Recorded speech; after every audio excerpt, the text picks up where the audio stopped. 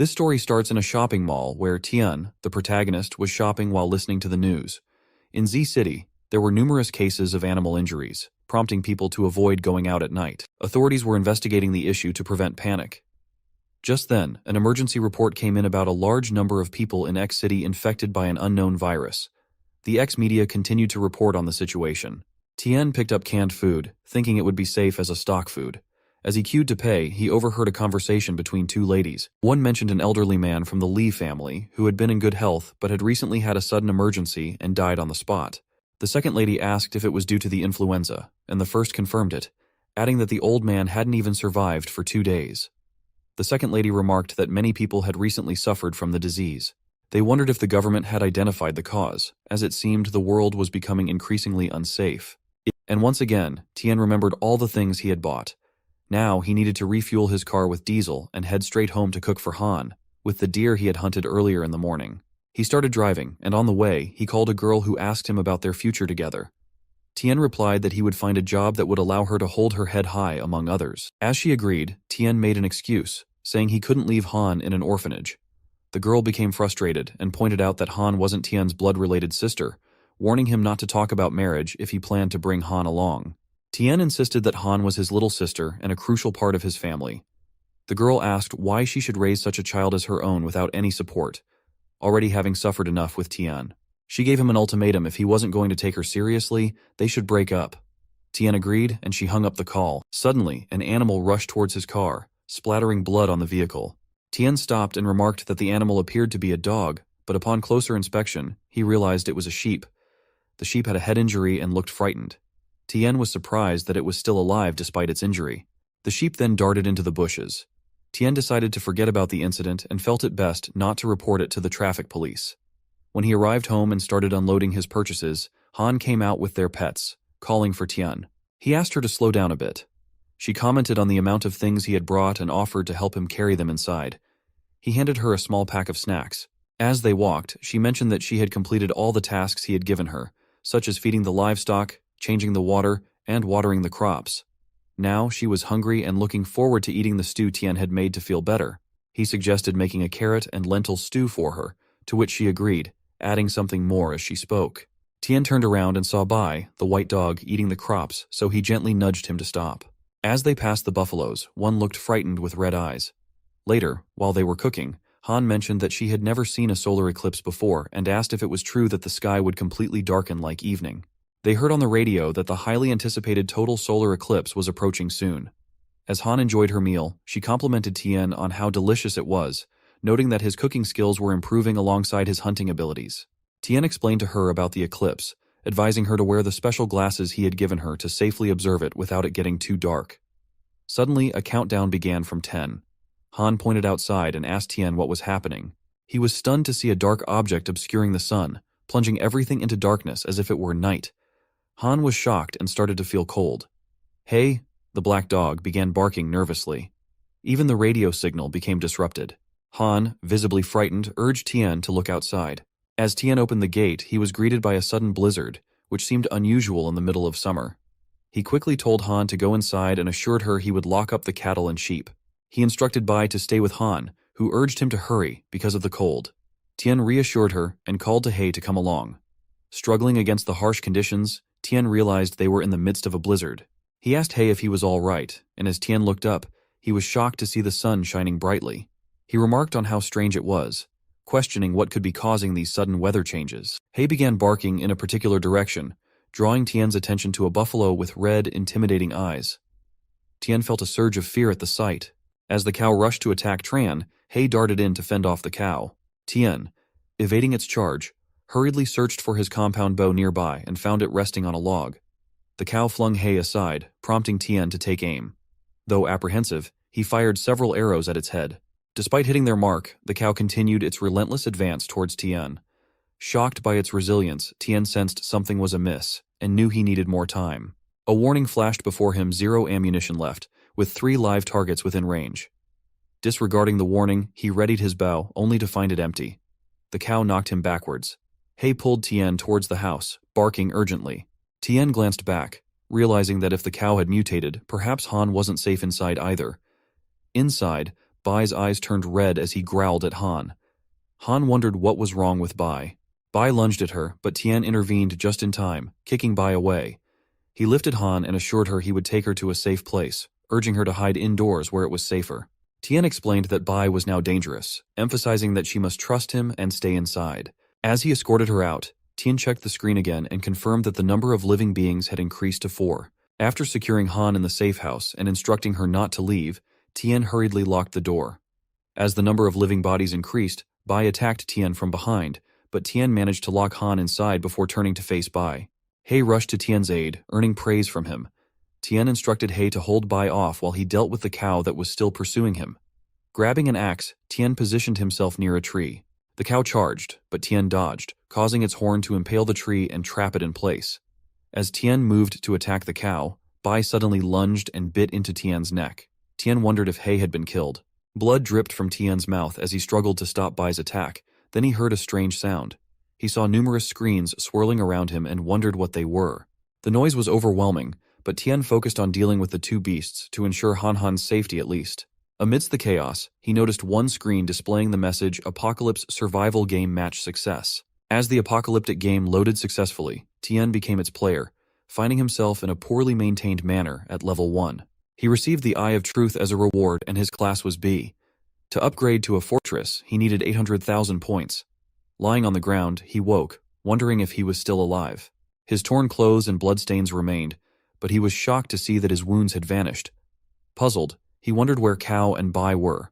A strange sensation overcame him, and he realized that both the cow and Bai lay dead nearby.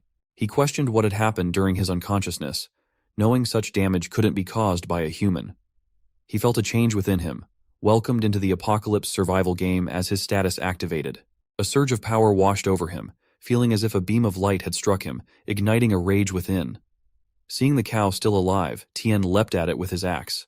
He pushed aside thoughts of his recent experiences, pondering his newfound abilities, including wound healing and the strange explosion he had witnessed. As Tian processed the situation, it became increasingly clear that this was more than just a game. The system had fully loaded, and his shelter had been successfully established. Points had been allocated, beginners' rewards distributed, and players were urged to assess themselves. Tian wondered if this flood of information was directly implanted into his mind.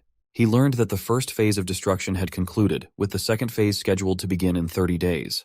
Natural disasters loomed, and the shelter stood as the last bastion of safety. Tian felt the weight of responsibility to not only survive, but also to fortify his shelter into the strongest fortress possible. The first phase had already poisoned the land humans relied upon for survival, leaving him anxious about what the second phase would bring. Examining Bai, Tian realized he had passed out. According to the information he gleaned, Bai and the others must have mutated after consuming radiation-contaminated plants. After securing Bai in a makeshift cage to prevent any harm, Tian tied him up tightly and turned his attention to checking on Han.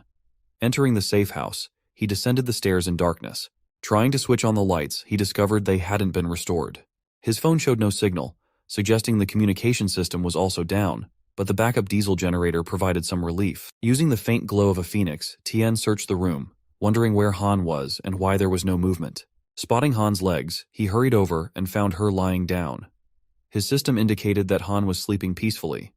She woke at the sound of his approach and asked why he hadn't spread out the mattress instead of sleeping on the floor. She explained she had obediently waited for him, recalling a bright light and nothing more before asking if he was all right. He reassured her that everything was under control and there was no need to worry. Han inquired about Bai's whereabouts, to which Tian explained that Bai was injured and unavailable for the time being. He suggested she rest a while longer while he attended to matters. Han agreed and drifted back to sleep. As she slept, Tian pondered the absence of mutant domestic animals and wondered how this system differed from online games.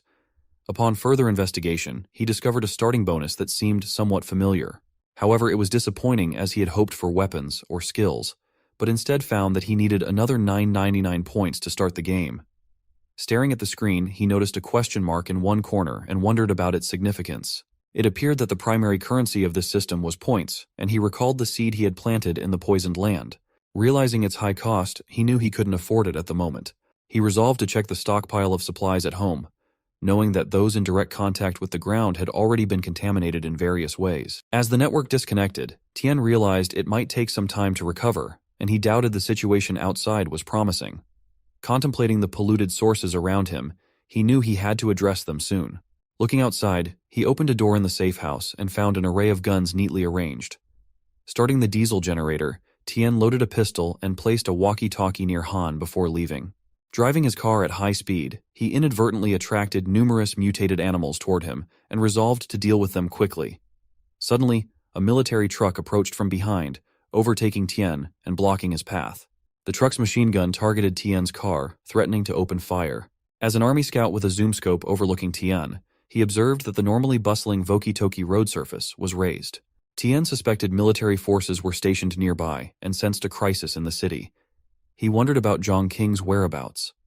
The soldier warned Tien of the danger outside and advised him to return home. Through the Voki-Toki, someone reported that Area B was under attack by mutant cats and urgently needed reinforcements. Tien explained to the soldier that he had left home due to lack of supplies and asked about the current city situation. The soldier directed him to the designated government supply point and emphasized the city's unsafe conditions, urging Tien to return home promptly. Tien agreed, and the soldier departed. As a military aircraft flew overhead, Tien contemplated the presence of mutant creatures. Despite his recent split with Zhonglin, he couldn't ignore the post-apocalyptic world and resolved to check on her during his journey. As he entered the city, Tien encountered widespread destruction. People spoke of another looting incident on XX Street, and a female body had been discovered at pond number XX. Driving through, Tien noticed only police cars and ambulances remained active. He witnessed two men hurriedly loading an injured woman into an ambulance. She was on the brink of shock from severe blood loss. Another paramedic mentioned another case of lung damage due to food poisoning, urging readiness to administer an adrenaline shot. They discussed the shortage of cardiac stimulants due to high patient volumes, many infected by the same illness. Nearby, a distraught woman begged her infected husband not to fall asleep. They were almost at the hospital. He lamented the lack of available beds and the overwhelmed emergency hotline. Tien concluded that the healthcare system was struggling to cope, exacerbated by the effects of radiation leaks from the nearby plants. Tien wondered if he could manage to get his hands on enough supplies to successfully survive the game.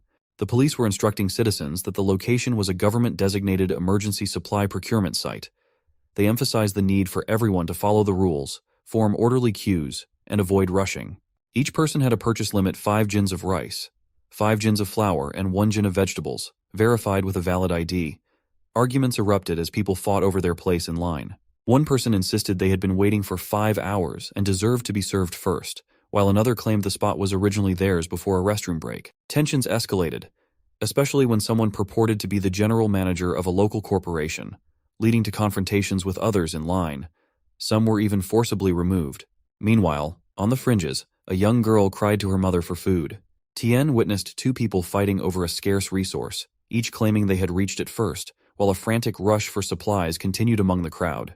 As Tien contemplated his girlfriend's rented apartment just around the corner, a speeding car narrowly missed him as he was about to turn.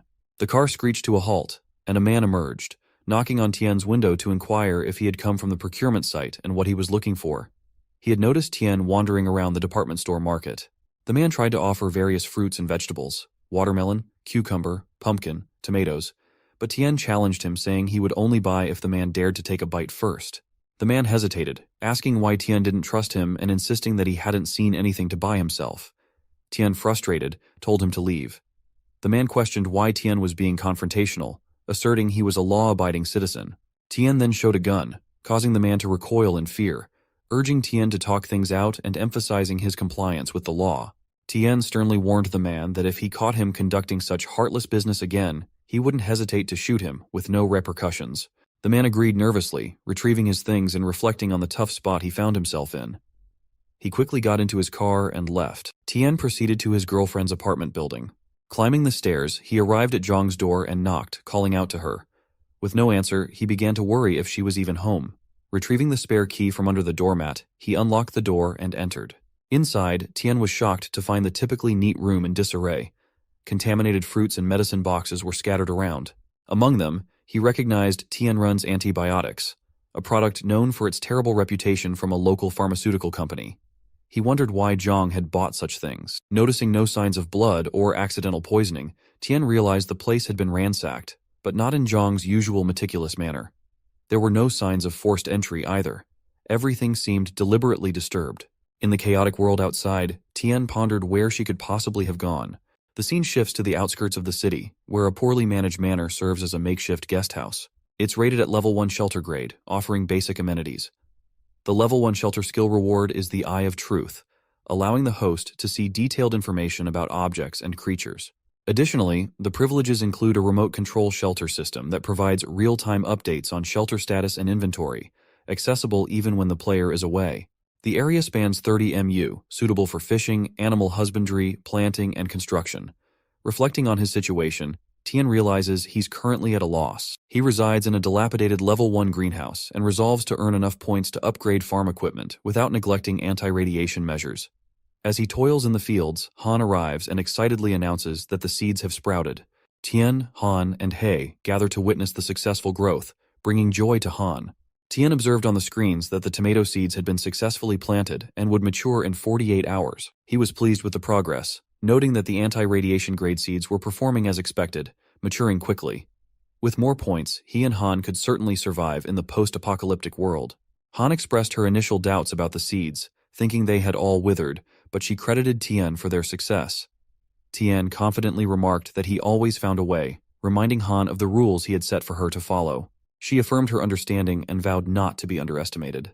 Han reiterated the rules: only consume food approved by Tien, not leave the farm without permission, report any unusual animals, and keep an eye on He to prevent him from eating indiscriminately. Tien instructed He to listen as well.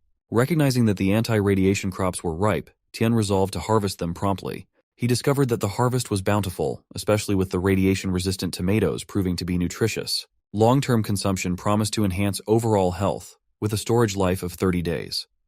Tien pondered whether they could also improve physical fitness and eagerly tasted one. Instantly, he felt a comforting warmth spread throughout his body, alleviating the fatigue from days of hard work. In this food-scarce post-apocalyptic world, the upgraded crops not only provided sustenance, but also seemed to offer attribute bonuses. Tien mused over the idea of becoming a full-fledged farm owner within this system. Unlocking permissions, purchasing from the mall, and upgrading shelters all relied on accumulating points, which were obtained primarily through the exchange system.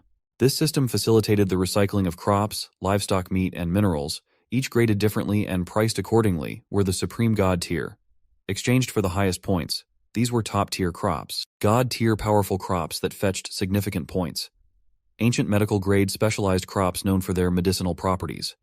Anti-radiation grade crops specifically designed to thrive in radiation-affected environments. Tien realized that mastering this exchange system would be crucial for their survival and growth in the harsh new world they found themselves in. Tien learned about the point system for different grades of crops were level 1, anti-radiation grade crops 1 kilga or year 1 point. Level 2, ancient medical grade crops 1 kilga 100 points. Level 3, God tier powerful crops 1 kilga 1000 points. Level 4, supreme God tier enhanced crops 1 kilga 100,000 points. This exchange system provided a comprehensive service from supply and sales to recycling, making it a vital tool for transforming the farm into a top-tier military base if enough points were accumulated. Tien eagerly anticipated this transformation. Reflecting on the anti-radiation grade crops, Tien considered the potential of the 3 higher grades, each promising even more significant effects. Excited, he decided to inspect the harvest of the ancient medicinal grade crops. Observing the carrots, he confirmed their 10% maturity rate as expected for ancient medicinal grade crops. Further investigation revealed that these carrots were at 100% maturity. They were capable of clearing all negative effects, such as poison, illness, and irreversible damage caused by negative effects. Remarkably, they could be stored indefinitely. Tien recognized the immense potential these crops held for their survival and future endeavors in the challenging world they now navigated. Tien marveled at the newfound security of having the ancient medicinal grade crops, knowing they no longer needed to worry about medical treatment. Turning his attention to the recycling interface, he decided to sell 70% of the harvested crops for points and kept the remaining 30% as reserves in his backpack. Confirming the recycling of 200 kilos of radiation-resistant crops, Tien received 2,000 points and found that 3 ancient medicinal grade crops were stored in the warehouse. Pleased with the outcome, he now had 30 gins of anti-radiation grade crops safely stored. To his surprise, Tien was congratulated for completing his first recycling task and achieved the title of Master of Recycling, earning a reward, a smart working robot of the agricultural type. As the robot appeared in his palm and waved, Tien couldn't help but feel skeptical about its usefulness, given its small size. He wondered about the achievement system, suspecting it might lead to more rewards and useful items. Yet, he couldn't shake the feeling that the robot was staring at him in an oddly unsettling way. As the robot swiftly began cutting the crops, Tien was astonished, wondering how it seemed to anticipate his thoughts. Could it be that his consciousness was somehow linked to the system, enabling direct commands to the robot from his mind? He marveled at its capabilities, realizing even a farming robot could be so advanced. Thoughts of earning enough points to exchange for a combat robot crossed his mind, considering how it could ensure Han's safety conveniently. Excited by their successful crop germination, Tien called Han for a meal, asking her to stop watching cartoons. They enjoyed big chicken legs together that day, celebrating their agricultural success. Han, though happy, reminded Tien of their need to be more frugal with food. Hei, their companion, also eagerly joined in the meal. Tien assured Han they could resume planting and use some of their stored food. He then warned her that if anyone discovered their food supplies, she would be forbidden from eating for 3 days. Han agreed, promising to keep their provisions secret. Tien suggested they eat, knowing Han must be tired of instant noodles after 2 days. He gave the first chicken leg to Hei, thanking him for protecting both Tien and Han.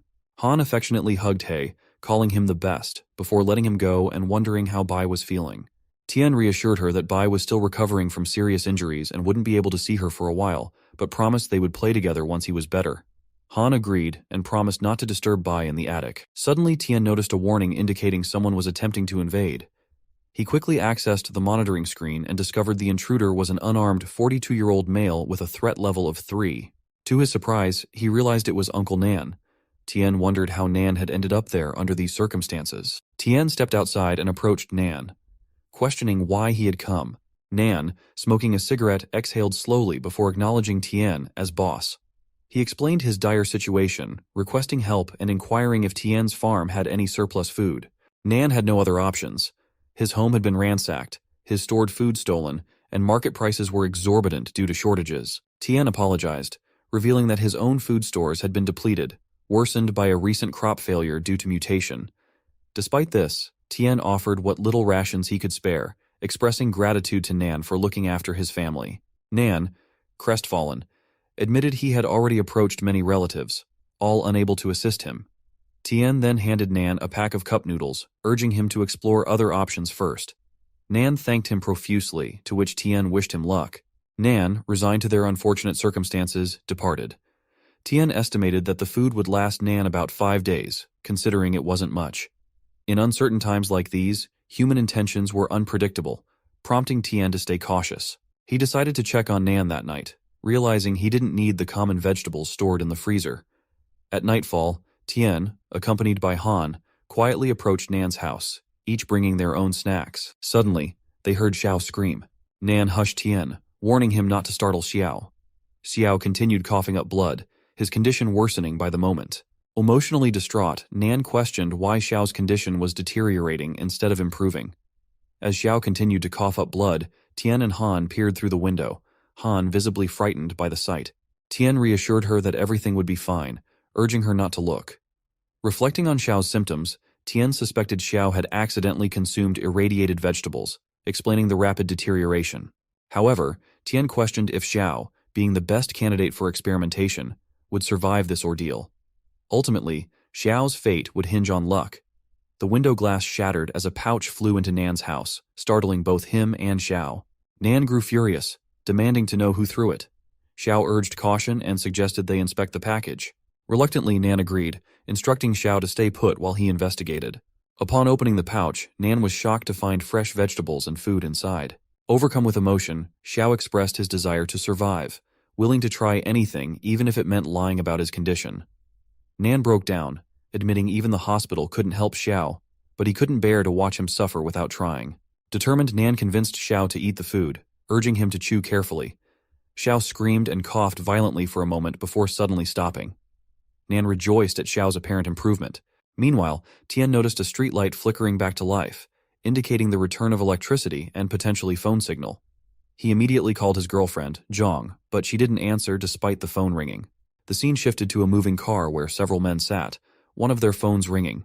They pondered whose phone it was until the owner recognized it as Zhang's, suggesting they turn it off now that the signal was restored. One of them inquired about their food stash, relieved they had enough for a month. Pleased with their decision to follow their leader, they discussed their motives. The largest man silenced their questioning, emphasizing the importance of money and action. They all agreed. After the incident at Nan's house, Tian and Han hurried away in their car. Han remarked on the miraculous change she witnessed in Xiao, how he had been vomiting blood before eating the carrot, but soon recovered, his pallor shifting from gray to blue. Tian noted Han's vivid descriptions, reminiscent of her love for animations. Suddenly, an animal attacked their car from above. Tian spotted it, a monkey with menacing claws peering through the window. He instructed Han to stay calm and hold tight. She nodded fearfully, complying with his request. Tian maneuvered the car in a serpentine motion, attempting to dislodge the monkey. He then instructed Han to duck her head, which she did obediently. Despite their efforts, the monkey persisted and ended up in front of the car. Thinking quickly, Tian swerved the vehicle, causing the monkey to collide with a rock. Drawing his gun, Tian shot the monkey, ensuring it posed no further threat. Exiting the car to inspect, Tian discovered a pool of blood where the monkey had fallen. Amongst the blood, he found a coded message.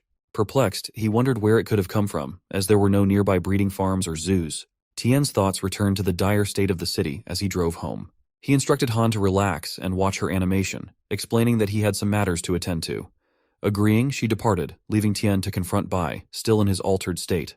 Donning gloves, Tian contemplated whether the ancient medicinal carrot could reverse the effects of radiation on Bai and restore his consciousness. Tentatively, he fed the carrot to Bai, hoping for a positive outcome. Bai growled loudly in response. Meanwhile, Han, engrossed in her cartoon, heard unsettling noises and grew concerned about Tian's prolonged absence. Rushing to find him, she entered the room where Tian and Bai were. Wanting to play a prank, she tapped Tian on the back, startling him. Relieved to see her, Tian asked if it was her. Han confirmed and teased him about being scared. However, their attention soon turned to Bai, lying motionless with blood around him. Han was overcome with emotion, collapsing in despair. Tian urged her to compose herself as she sobbed, questioning why they couldn't save Bai with the carrots that had saved Xiao. Tian sadly explained that the carrots couldn't reverse mutations like Bai's. Han continued crying, expressing her deep sorrow at the prospect of Bai dying.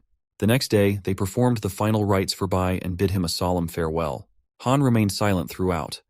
Tian gently took her hand, suggesting they return indoors as it was growing late. Despite her absorbed state in the cartoon, Tian interrupted to invite her for dinner, preparing her favorite dish. Han didn't respond verbally but indicated she wanted him to stay with her in the house, to which Tian agreed. Later, Tian sat outside and noticed a screen announcement about radiation-resistant crops nearing maturity, prompting him to prepare for their harvest. Soon, they harvested approximately 500 kilo of radiation-resistant crops and 10 kilo of ancient medicinal-grade crops. A small robot returned to Tian, confirming successful points redemption. As a result, his level 1 dilapidated greenhouse upgraded to a level 2 ordinary house. However, Tian received a warning that his defense shelter was only rated level 3, capable of repelling small wild animals, but risky against larger threats. It strongly advised establishing a defense system promptly. Tian considered his top priority to ensure the safety of the farm. With current crop levels yielding high power, he decided to postpone expanding production. Upgrading the wall reinforcements from level 1 to 2 and successfully purchasing the perimeter power grid elevated his security readiness to level 1. Aware of the remaining points, he prioritized acquiring mechanical guards for Han's safety. He spotted a guard priced at 3,500 points and calculated that selling the grains stored in the warehouse would nearly cover the cost. Confident in his ability to earn more points if needed, Tian proceeded with the purchase of a level 1 hummingbird and a level 2 hound. Observing the hummingbird in action, Tian marveled at its precision as it efficiently dispatched fallen leaves with bullets. With the air patrol spinner now available, Tian decided it was time to test the ground combat capabilities, directing the hound to demolish a rock. The hound utilized its beam attack to effortlessly demolish the rock, leaving Tian visibly relieved by the successful demonstration. He then brought Han over to meet the hound, explaining that it would accompany her and provide protection. Tian suggested naming it Bai, which deeply moved Han. Meanwhile, in a city building, a man reported to Liang Hani that they had successfully cleared up the out-of-control samples, with only the data from number 7 steadily increasing. He noted that it could now penetrate 5mm thick steel plates effortlessly. Liang inquired about the situation on the other side. The man replied that Ren was displeased with their failure to procure medical equipment donations, which could complicate matters if reported to the head office. Seated calmly, Liang dismissed Ren's concerns, referring to her as just a girl with limited influence. He assured the man that their activities were conducted discreetly, making it difficult for Ren to launch a successful investigation without knowing where to start. The man agreed, mentioning that the head office remained unaware of their operations. Liang instructed him to keep a close watch on Ren to prevent her from disrupting their business. With that, Liang left the room, contemplating the potential for a significant treasure awaiting discovery. The scene shifts to Ren, who was walking angrily, asking where Liang was. The lady apologized and said that Liang wasn't in the company at that time. Ren was making things very difficult for them, so he should wait. Just as Ren opened a door and asked Liang what was going on in his head, he mentioned that now the entire southern region's medical system was paralyzed. As a medical company, Liang should lead his staff to actively cooperate with the hospital, donate equipment and medicines, instead of being busy with animal experiments. Liang replied that it was the general manager's office and it wasn't appropriate for her to barge in like that. He was a businessman, and his purpose was to profit from everything. He didn't believe that day's medical treatments could do anything for that worldwide disease. Ren asked what disease it was. Liang replied that she was also a shareholder in the company and enjoyed dividends. Could she imagine how rewarding it would be if they could develop a solution? Ren asked if Liang's research had made any progress, noting that even the Yanhuan federal government hadn't developed any effective drugs yet. She mentioned that she would have to visit his lab. Liang replied that he was kidding, emphasizing that such developments couldn't happen so quickly. He suggested that if she could cooperate more and invest more manpower in the project, progress would be faster. Ren said that she would go to the lab later to check on the progress and ensure she could cooperate effectively with the project. Liang assured her she was welcome and had arranged personal escorts. Ren agreed to go.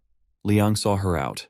As Ren walked, a boy escorted her and mentioned that the technical team had found her time in the office too short to conduct a thorough scan, and accessing the secret laboratory entrance was likely not feasible at the moment. Ren commented that it was an old issue and asked if the boy had obtained a statement from the captured scientist.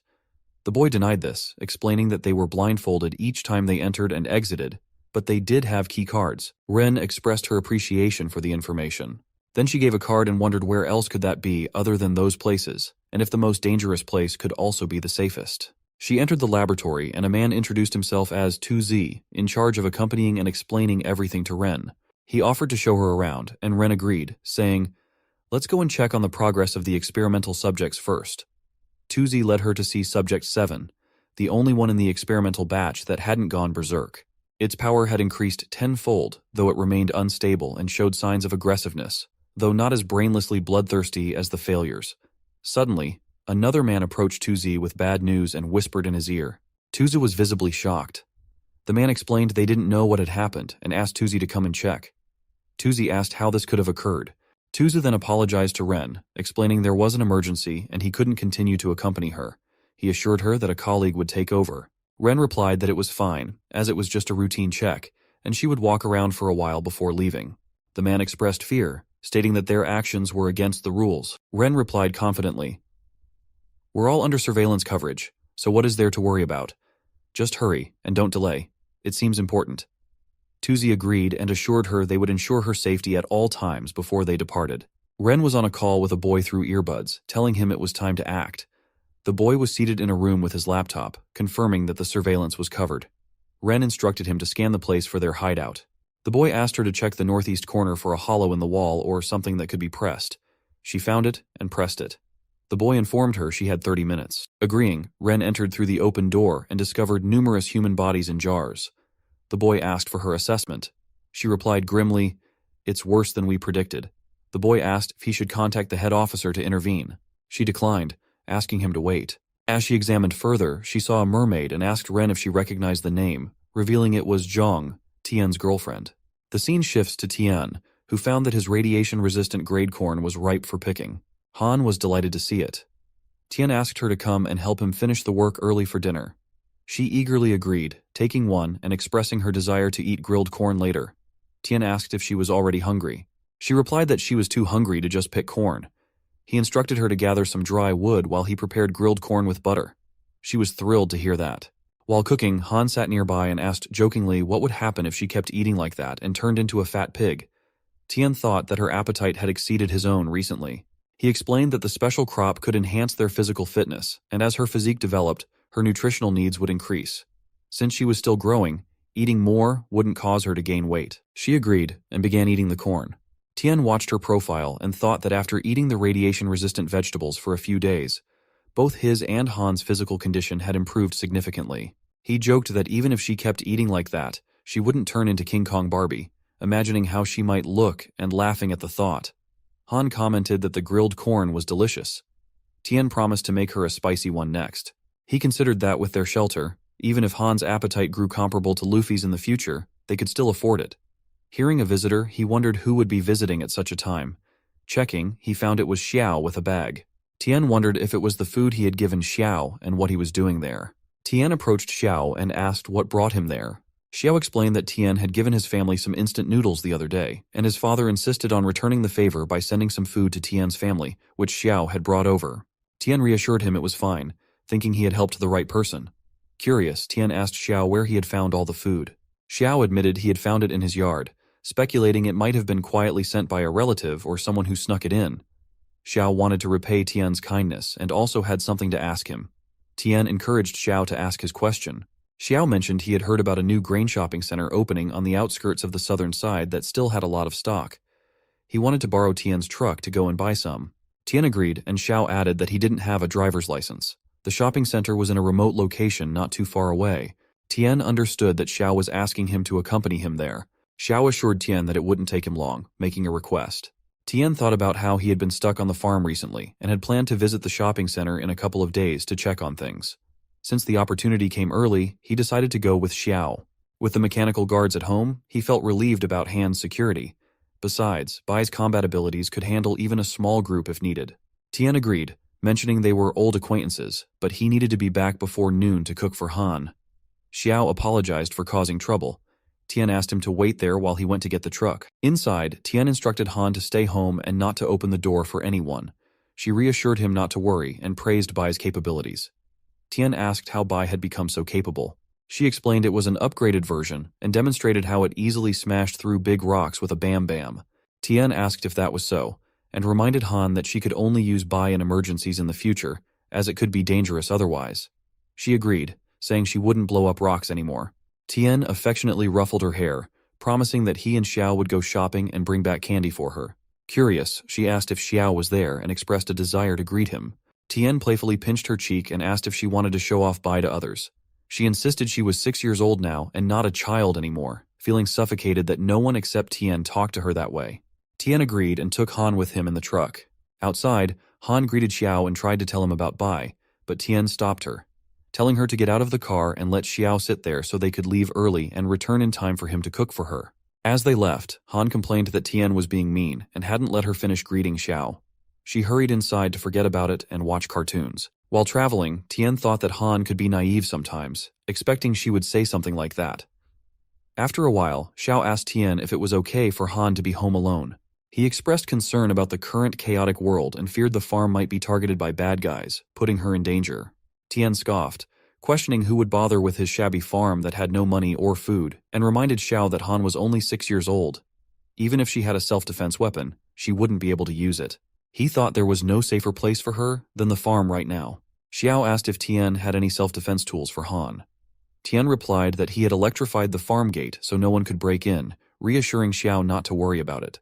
Xiao expressed relief and then took out his phone to text someone. Tien noticed, and Xiao quickly put his phone back in his pocket, explaining he was worried he didn't have enough money and had borrowed some from friends.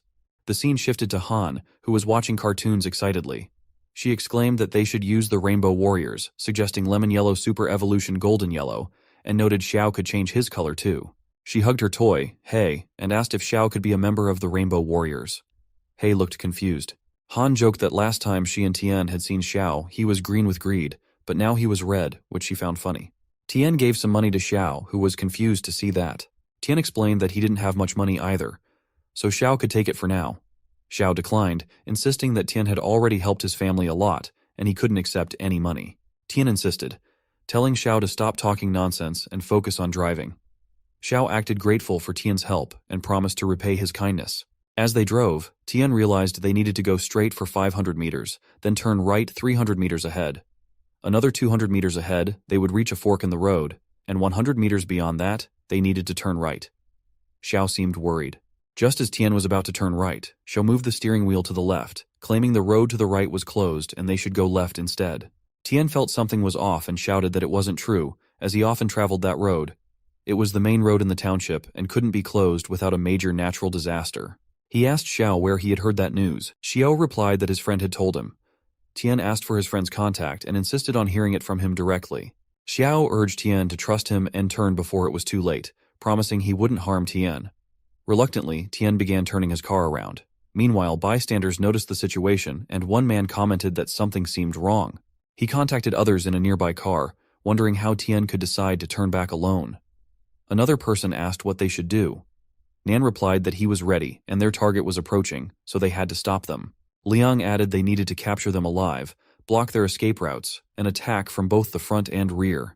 He sarcastically remarked about seeing if they could grow wings and fly away that day, before asking for updates. Xiao then apologized to Tian, admitting that he had betrayed him and it was all his fault. He tearfully explained that there was nothing he could do, as some people took his father away. Tian asked him to calm down and explain who those people were and what they wanted. Xiao, crying, told Tian that they were from Tainrun and knew Tian had the antidote for the poisoning. They had coerced Xiao into luring Tian away from the farm so they could capture Han and force Tian to submit.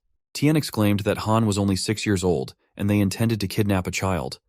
Xiao replied that he didn't know and that they had threatened his father's life, leaving him with no other choice. Just then, a car blocked their way. Xiao told Tian that those people had arrived. Tian shouted at Xiao to be quiet, saying everything Xiao had asked was just to test him and find out if the farm was protected. When Xiao was playing with his phone, he was actually messaging the other party. Soon some people with machines appeared in front of Tian's house. Xiao apologized to Tian, urging him to give them the antidote, as there were too many of them and they wouldn't be able to escape. Tian replied that he was furious with Xiao and didn't want to kill him, but he couldn't believe Xiao had endangered Han. Crying, Xiao apologized again, saying he regretted it, but they had taken his father and there was no turning back. He pleaded with Tian to give them the antidote. Tian told Xiao he would deal with him later, and, unfortunately for the intruders, none of them would leave his farm alive. Saya remembered the night when he was healed, and Nan was so happy about it, saying how scared he had been. Xiao admitted that he couldn't believe he had actually survived. Nan commented that Xiao was an idiot for eating something different that caused his illness. Xiao explained that he was so hungry he couldn't stand it anymore and found an apple in the cellar that didn't seem to have any trace of contamination. Nan scolded Xiao for being so desperate and daring to eat anything from the cellar, as they were all in contact with the ground. Xiao replied that they had been eating nothing but gruel for several days, so he decided to take a gamble. Otherwise, he would have starved to death sooner or later. Nan told him to stop talking nonsense and mentioned that he had borrowed some food and they had received a wave of food drops. Among them was a magical elixir that saved Xiao's life, which must have been a blessing from the gods. They couldn't bear to see Xiao suffer so much, so they saved his life. Nan reminded Xiao that many people had died from accidentally eating poisonous vegetables, and he was the only one who survived. Therefore, they must go to pay homage to their ancestral graves later to thank them for their blessings. Xiao thought that if there really was a god, such a disaster shouldn't be allowed to happen in this world. He believed the elixir had been given by someone who didn't want to reveal their identity. Then he noticed a bag of fruits and heard Nan ask if he was hungry.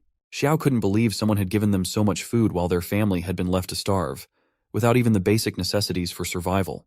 Nan reassured him that they had received all this food and that he was going to get something for Xiao to eat, emphasizing that Xiao was still recovering from a serious illness and needed to recover well. Suddenly, Xiao remembered something and got up to go outside. Nan asked where he was going. Xiao replied that he would be back in a while.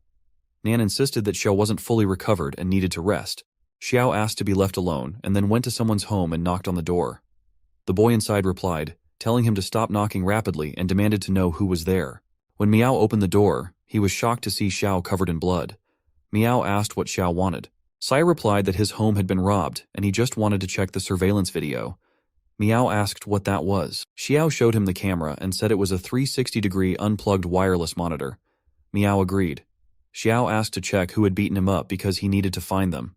Miao agreed but told him to hurry because it was his sleep time. As Xiao went to check, he thought the camera happened to have the perfect angle for his alleyway and wondered who the person would be. Then he saw a truck and recognized its owner by the license plate. He then returned home. Nan asked what he had been doing. Xiao replied that he had found out who saved his life. Nan asked who it was. Xiao said it was Tian. He had checked the CCTV and found that Tian's arrival and departure times matched the time of Xiao's rescue. Nan said that Tian was a good person who not only gave them food, but also saved Xiao's life. Xiao then asked Nan if he had heard the news that the Tianrun group was paying a good amount of money to those who could find a solution. Nan was shocked and asked what Xiao was thinking of doing. Xiao replied that he was trying to make life a bit easier for both of them in this hellish world. He questioned how long their current food supply would last and what they would do afterward, asking if Nan still expected Tian to give them more food. Nan slapped Xiao and asked if he wanted to repay Tian with such hatred. He exclaimed how he could have given birth to such an ungrateful beast and threatened to break Xiao's legs if he dared to go to Tianrun. Xiao asked if Nan understood their current situation, saying they could only rely on themselves to survive. He insisted he was doing what he had to do to survive, and that was all. As he was thinking about how they couldn't get rid of their pursuers because they were following too closely, he saw 2 cars blocking his way. Just then, he found himself surrounded from all sides. He came out, holding Xiao tightly in his grasp. Chen called Tian, introducing himself as an affiliate of Tianrun Pharmaceutical Company. He explained that he was using a special method to get Tian to meet him and assured Tian that he had no ulterior motives. Chen mentioned that they knew Tian had the cure for the poisoning pandemic and proposed discussing a cooperation. Tian would provide the cure, and they would contribute their efforts, making huge profits together. Tian asked what would happen if he refused. Chen replied that Tian had only 2 options. The first was to cooperate, making everyone happy and allowing them all to earn money with smiles on their faces. Tian then asked about the second option. Chen responded that they would find the cure for the disease themselves, implying they would use force if necessary. Tian replied that it was only by chance he had discovered the cure for the poisoning epidemic, and there was only 1 dose, which he had already used. Chen called Tian, introducing himself as an affiliate of Tianrun Pharmaceutical Company. He explained he had come to discuss cooperation regarding Tian's cure for the poisoning pandemic. Tian regretted they had come all this way for nothing, noting they didn't even have guns, and Xiao was of no use to them. If they had firearms, they could have simply injured Tian without the need for threats. Chen remarked that Tian seemed unmoved even in the face of danger. Chen made a call and asked if they were at the farm gate, instructing them to capture the little girl and feed her the poisonous fruits. He questioned the point of electrifying Tian's broken fence, knowing it was surrounded by insulation protection veterans. He urged Tian to understand his own value and cooperate to make money together with Tianrun. Tian's demeanor turned ominous, and he expressed his hatred for threats. Chen wondered how a mere farmer could have such a terrifying gaze. Tian warned Chen that he should be grateful they hadn't come to the farm together, or they wouldn't be alive much longer. Chen dismissed Tian's warning as nonsense, feeling confident in their numbers. Chen demanded Tian cooperate, promising he and his sister would live. Seeing Tian's reluctance to cooperate, Chen ordered his people to cut off Tian's limbs and leave him alive. Those people managed to break through the walls of Tian's farm, causing a noisy disturbance that made Han unable to enjoy her cartoons in peace. She felt an intense urge to silence them once and for all. Meanwhile, Tian found himself alone, battling enemies and hurling them away at a distance. Chen, shocked by the chaos, wondered what was happening. It was evident that the farm possessed anti-personnel weapons, necessitating the need to lure the intruders away. Observing Tian's farm from a distance, a man sensed something was amiss as rocks were being explosively dislodged. His initial suspicion of explosives was confirmed, and he decided to capture Tian alive. He realized no one had truly understood Tian's true strength. Tian himself marveled at the unexpected power boost from the radiation-resistant crops he had consumed for just a few days. His physical attributes, speed, strength, bone density, and reflexes, had all significantly improved beyond his expectations. In ancient times, one could enter the Tao through swordsmanship, but Tian chose to initiate it with a fist. A man swung a knife at Tian, but he sidestepped it, feeling he was moving closer to the Tao. "Let's create some space first," he thought, knowing his physical condition was no longer a game. He targeted Chen with his gun. Terrified, Chen regretted his oversight of not bringing a firearm, unaware Tian possessed one. However, if Chen could close the distance, the gun would become useless. He warned Tian not to provoke the powerful figure behind him, stressing the consequences. Tian acknowledged, shooting others to demonstrate Chen's value and eliminate unnecessary threats. As people fled, Tian pursued and killed them. Chen decided to hide in the woods, waiting until Tian ran out of bullets. Dodging attacks, he found refuge behind a rock, realizing Tian had ceased shooting, signaling he was likely out of ammunition, a relief for Chen. Chen remained hidden, plotting a surprise attack on Tian, hoping it would give him a chance to win. Meanwhile, Tian accessed his inventory and retrieved a pistol from the warehouse. He positioned himself above the rock, aiming at Chen. Perplexed, Chen questioned why Tian still possessed a weapon, and if he was also a martial artist. The scene shifted to Tian's house, where all intruders lay defeated. Bai appeared, having ordered the execution of the last intruder, whose head was blown off. Concerned about Tian's potential return and his perception of her actions, Bai fretted that he might view her as violent and reject her. Determined to conceal the scene before Tian returned, she hurried to dispose of the evidence outside the door. Chen, severely injured, admitted that threatening Tian with a child had been a grave mistake. He pleaded with Tian to stop tormenting him, promising to reveal everything if spared. Tian replied that letting Chen off the hook was impossible, but he offered Chen a choice: a quick, painful death, or a chance to be cured and continue suffering since Tian had plenty of bullets and time. Faced with these options, Chen agreed to answer Tian's questions. Tian first asked who was behind the attack. Chen revealed that it was Liang, the CEO of Tianrun. Tian remarked that it made sense given Liang's ruthless nature and his involvement in inflating prices. He then inquired if there was anyone else involved. Chen responded that Liang was solely responsible, keeping the matter well hidden. Even the highest-ranking executives within the company were unaware. Additionally, Chen mentioned Liang's recent disagreements with the company's vice president and his plan to use this situation to elevate his authority, impress the headquarters, and oust the VP from the Southern City branch. Tian pondered the headquarters, realizing that Tianrun Pharmaceutical, which monopolized Southern City, was just a subsidiary of a larger group. He struck Chen to wake him up and asked if Liang had reported the matter to the headquarters. Chen denied this, explaining that the other vice president had connections there, and Liang feared that escalating the issue would ruin his plans by leaking the information to that vice president. Tian thought that since the matter wasn't widespread, it would be easy to contain. He then demanded that Chen take him to Liang. Chen received a call from Liang, who asked if the mission was completed. Chen responded that they had the target under control, but the target insisted on seeing Liang and the old man before revealing anything. Liang chastised Chen, calling him useless if he couldn't handle such a small matter without his personal involvement. Apologizing, Chen explained that Tian was tight-lipped and they had lost a few men in the process. Liang agreed to meet, instructing Chen to take Tian to warehouse number 78, assuring him he would be there shortly. Chen hung up the call abruptly, angering Liang, who fumed at Chen's audacity. Liang, already at the headquarters, decided to replace Chen immediately. Leaving his office, Liang didn't know that Tian had forced Chen to say those things. Tian then tied Chen up and had Xiao change clothes with him. During the car ride, Xiao thanked Tian. Tian replied that Nan was merely an incidental acquaintance and that Xiao shouldn't get overly sentimental. Xiao apologized. Arriving at the warehouse, Xiao and the bound Chen entered. Liang, accompanied by 2 men and a tied-up Nan, awaited them. Liang asked why only they had come and where Nan's son was. Xiao explained that the messenger had been knocked out and left in the car, and Chen had a stomachache, so he went to the restroom. Fearing Liang's impatience, Xiao had brought Nan over first. Liang scoffed, calling them a pitiful bunch. He laughed, pointing out Nan's beaten condition, and remarked that he must not have struck hard enough before. He demanded Nan speak up, promising to set him free. Nan thought it best to stay silent, knowing Liang wouldn't leave any of them alive. Nan tried to speak, but his mouth was gagged, making it impossible. Infuriated, Liang called Nan a dog and demanded to know why he was barking before kicking him. Xiao stared at Liang, trembling. Liang noticed and barked at Xiao, asking why he was staring and ordering him to bring Nan over. The other 2 men continued to kick Nan. Liang sneered, calling them worthless losers. Suddenly, Tian crashed through the roof, landing a kick on Liang. Everyone was stunned. Liang remarked that the wall wasn't easy to climb. Tian pointed his gun at the fallen Liang, causing the 2 men to freeze in fear. Tian commanded them not to move. Liang demanded to know how Tian had arrived, where Chen was, and if Chen had betrayed him. He then dared Tian to touch him. Tian questioned how someone of Liang's intelligence became the head of Tianrun, suggesting Liang had invested all his skills in being heartless. He revealed that the injured person was Chen. Liang threatened that if Tian touched him, he would have Nan killed immediately. Tian asked if he was sure, pointing out that killing Liang was more cost-effective than saving irrelevant people. Liang ordered his men to save him, but Xiao pleaded with Tian to stop. Ignoring the plea, Tian shot the 2 men, questioning Xiao's intelligence. Xiao then rushed to free his father.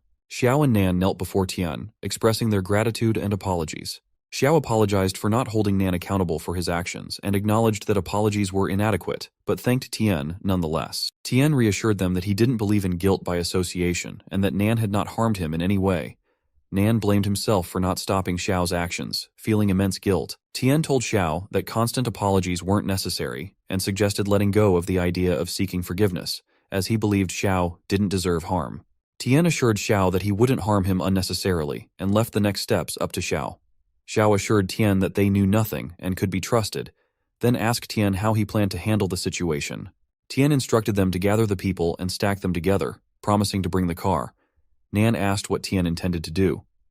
Tian replied that they had no choice but to clean up the evidence. After gathering the 3 bodies together, Xiao asked Nan if Tian planned to bury them. Nan nodded, pulling Chen aside and agreeing that it wasn't safe to leave them exposed in the middle of nowhere. As Nan reached out to move Chen unexpectedly attacked him with a broken piece of mirror. Nan managed to dodge the blow, surprised by Chen's agility. Xiao was shocked by the sudden violence. Chen explained that he was at a dead end and had nothing to lose by taking someone down with him. He swung the broken mirror at Nan, but Xiao intervened and took the blow himself. Nan was stunned by Xiao's sacrifice. Just then, Tian arrived in the car and struck Chen with it. Xiao screamed in pain and collapsed. Nan began to cry, admitting to Tian that Xiao was right about him being useless and not daring to be good or bad. He blamed himself for putting his father in danger due to his selfish desires. Nan accepted that Xiao deserved what happened and wished to give his life back to him, finally finding peace. He asked Tian to thank Han for him, mentioning that the candies for Han's food that night were from him, knowing they were something a child would appreciate. With his last breath, Xiao passed away. Nan was overwhelmed with grief. After a while, he and Tian set fire to the warehouse and left the scene. The scene shifted to Ren in her office, calmly sipping tea as someone rushed in, clearly agitated. She instructed them to calm down and explained slowly. After composing themselves, the person informed Ren that something significant had occurred. Ren asked what had happened, and they hesitantly revealed that Liang had died. Ren swiftly examined the bodies and asked the doctor if they had confirmed their identities. The doctor confirmed through DNA extracted from dental pulp that the bodies were indeed Liang and Chen. However, the genetic database had no matches for the other bodies, and no missing persons reports matched them. Due to insufficient police resources, further investigation to confirm their identities was not possible. Ren dismissed the importance of confirming identities and instead inquired whether the deaths were accidental or deliberate. The doctor determined they were murders. Several bodies had bullet fragments, indicating they were shot before being stacked and set on fire in a car. Some showed signs of torture. Inspecting one of the bodies, Ren concluded that whoever had done this was dealing with a ruthless character. She pondered whether the attack targeted Liang personally or Tianrun Corporation. If the former, she planned to celebrate with 2 bottles of red wine that night. If the latter, these people were now her enemies. Tian purchased a small bomb and asked Nan if he truly wanted to seek revenge. Nan agreed, declaring he was willing to risk his life for it. Tian then handed the bomb to Nan, explaining that he had taken care of the traces that could be handled, but couldn't guarantee that Tianrun wouldn't find any clues pointing to him. This was a reminder not to let what happened to Xiao occur again. Nan reassured Tian, promising to ensure the bomb exploded as intended without worry. Tian then confided all the secrets to Nan and returned home with him, calling Han to ask what she was doing there. Nan was bewildered to see Han unfazed by everything, including a robot dog in the house. Outside, Han had arranged a crane and a small sand mound to conceal the bodies. She realized Tian and Nan had returned, denying any wrongdoing and claiming she was only playing a digging game and hadn't set anything off. Tian reprimanded her, having seen everything she had done, prompting her to admit she lied because she feared he would hate her if he discovered her violent actions, worrying he might not want her anymore. He asked how he could ever not want her. She explained that it was because she had killed people. Nan wondered if that was the reason. Tian reassured Han, telling her that no matter what mistakes she had made, he would stand by her side and bear them together. He emphasized that from beginning to end, she was the most important person in his family, and he was delighted that she knew how to protect herself. He encouraged her to just be herself and assured her that he would guide her, so she shouldn't feel burdened. He praised her for dealing with those who had malicious intentions and preventing them from harming others. Han then declared that she would retaliate against those who tried to bully Tian. Nan reflected that the world was changing too quickly, and he needed to adapt. Han then confided everything to Tian, who confirmed if she was saying that she saw those people wearing red and that this made her hate them. She ordered Bai to eliminate them, and Bai agreed, mentioning how those individuals had knocked down the gate and disturbed her while watching cartoons, a color she found unsettling. Tian asked if others also had colors. Han confirmed, describing Tian with a calming blue, Hei with an approachable green, and Xiao also associated with the unsettling red color. She mentioned that Nan's color was gray with a hint of green, and she had also noticed that some passers-by were gray too.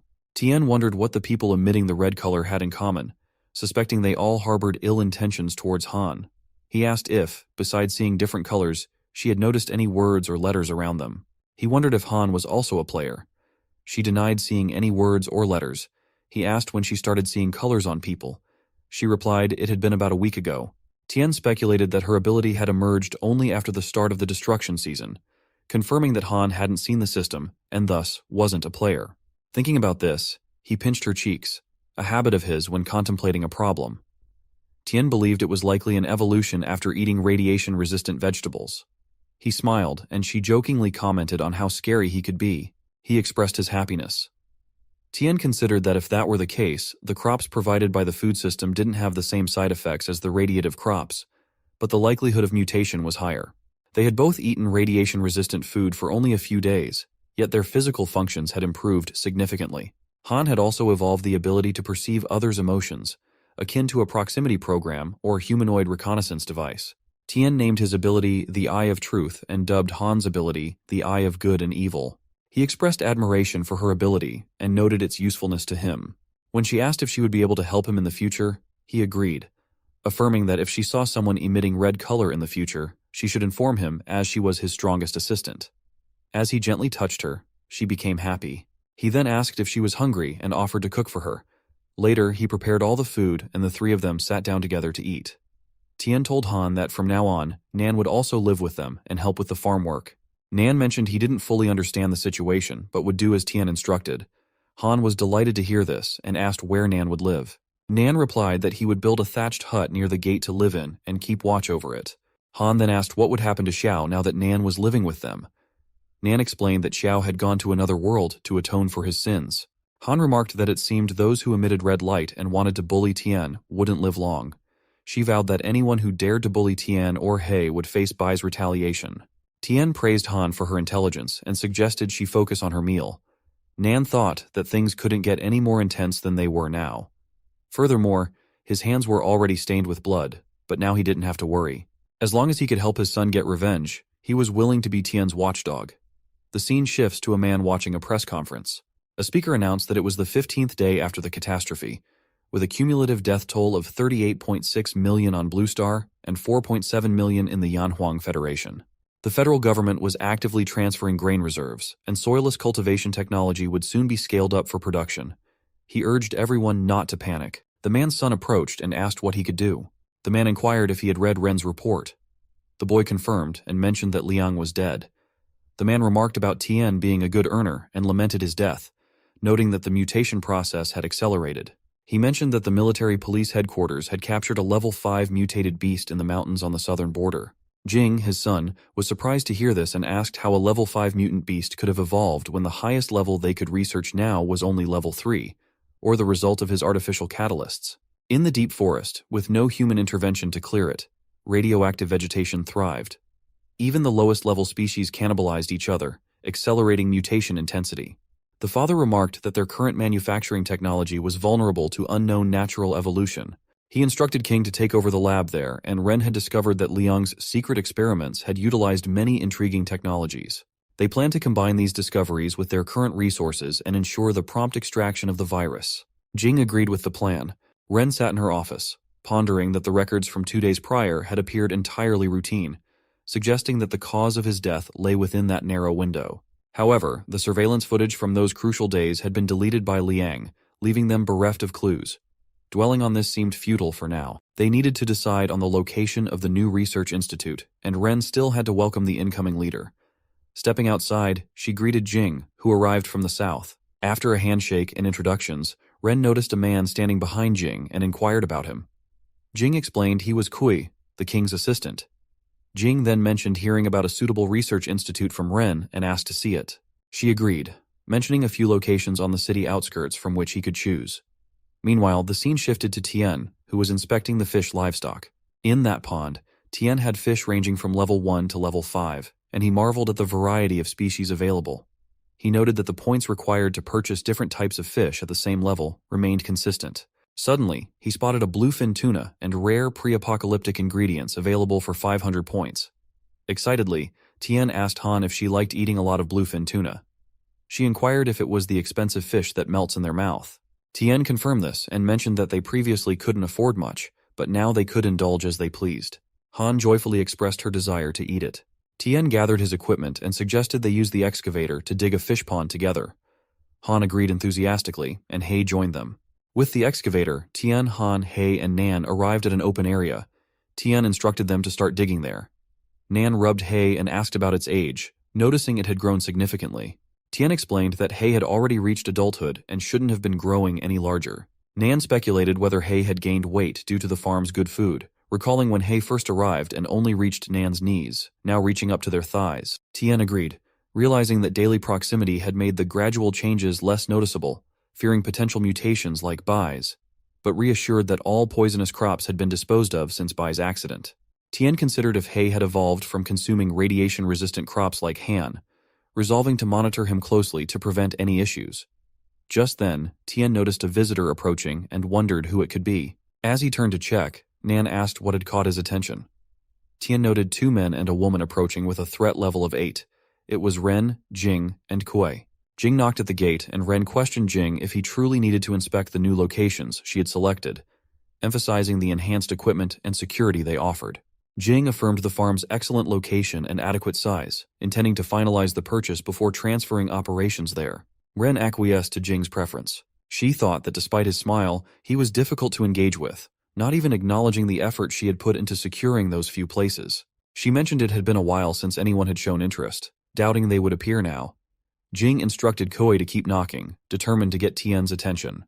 When Tian arrived and inquired about their business, Jing identified Tian as the owner and expressed a need to discuss business face-to-face inside the gate. Tian refused, insisting they speak from where they stood and to make it quick as he was busy. Jing conceded, attributing the urgency to the chaos outside. Ren, puzzled by Tian's demeanor, introduced herself as the general manager of Tianrun Company and clarified their intention to purchase the farm, asking about his price. Tian wondered how they had found his farm already. Ren stated that they would meet Tian's demands regarding his name, price, or any other conditions, even offering him a place in the villa area of the city center if he needed it. Tian firmly declined, expressing his preference for staying where he was. Ren pressed him to hear their offer, hinting that being from the southern side, Tian might recognize Tianrun's reputation and potentially change his mind. Tian reiterated his contentment with his current situation, stating that not even a mountain of gold would sway him. Kuei, frustrated, slammed the gate in anger, triggering a security alert on Tian's system. The warning indicated a minor attack with a strength of 2 and asked if Tian wanted to retaliate. Tian declined, noting that Kuei could easily trigger a serious response with just 1 punch. Jing scolded Kuei and slapped him, reminding him of their leader's teachings and warning him against such behavior without permission. Kuei apologized, acknowledging his mistake. Tian found the situation intriguing.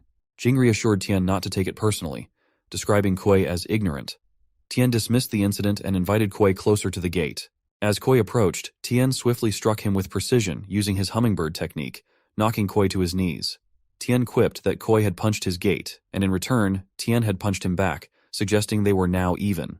He then indicated they should leave if there was nothing else. Jing, silent but smiling, didn't protest. Jing wrote a brief note, apologizing for the inconvenience caused to Tian and expressing regret for the trouble they had caused. He also included his phone number, suggesting Tian could contact him if he changed his mind. Ren thought Tian's dismissal was rude and assumed he wouldn't call. She noticed Tian had torn up the note containing Jing's number, feeling determined to not be looked down upon. As they got into their car to leave, Tian pondered the unexpected speed with which Tianrun had located his farm. He wondered if they were specifically searching for him or if it was merely coincidental. Tian resolved to retrieve the hummingbird guard number 1 and observed their departure, thinking they would meet again soon. With only about 10 days until the next destructive season, Tian noted the stable output of the plantation area and the commencement of excavation in the aquatic area. He planned to develop a livestock area as well, preparing for the future challenges ahead.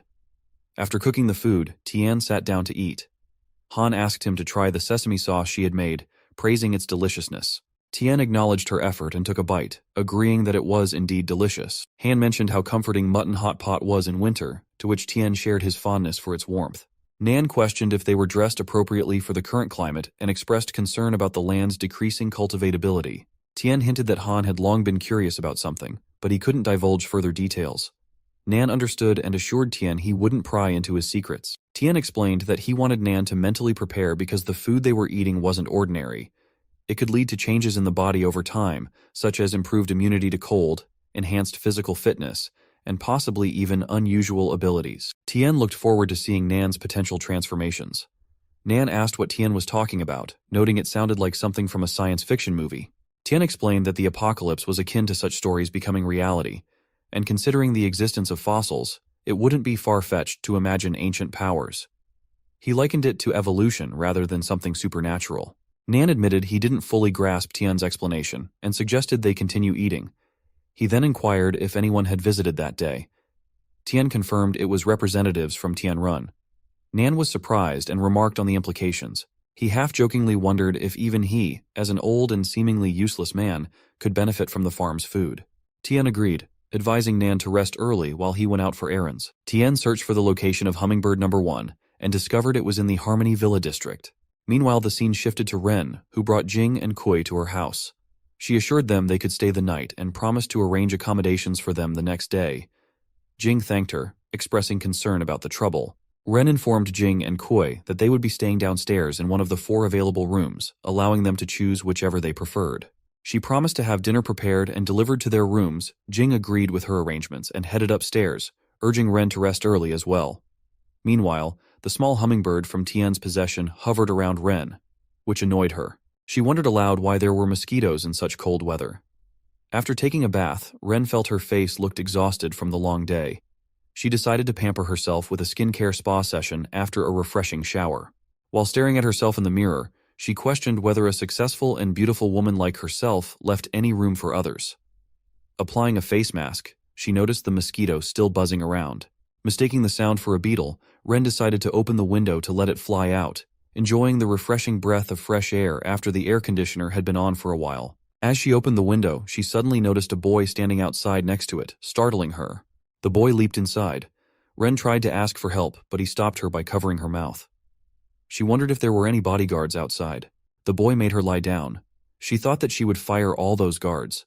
The boy was so strong that she couldn't move or fight him. She had to calm him first.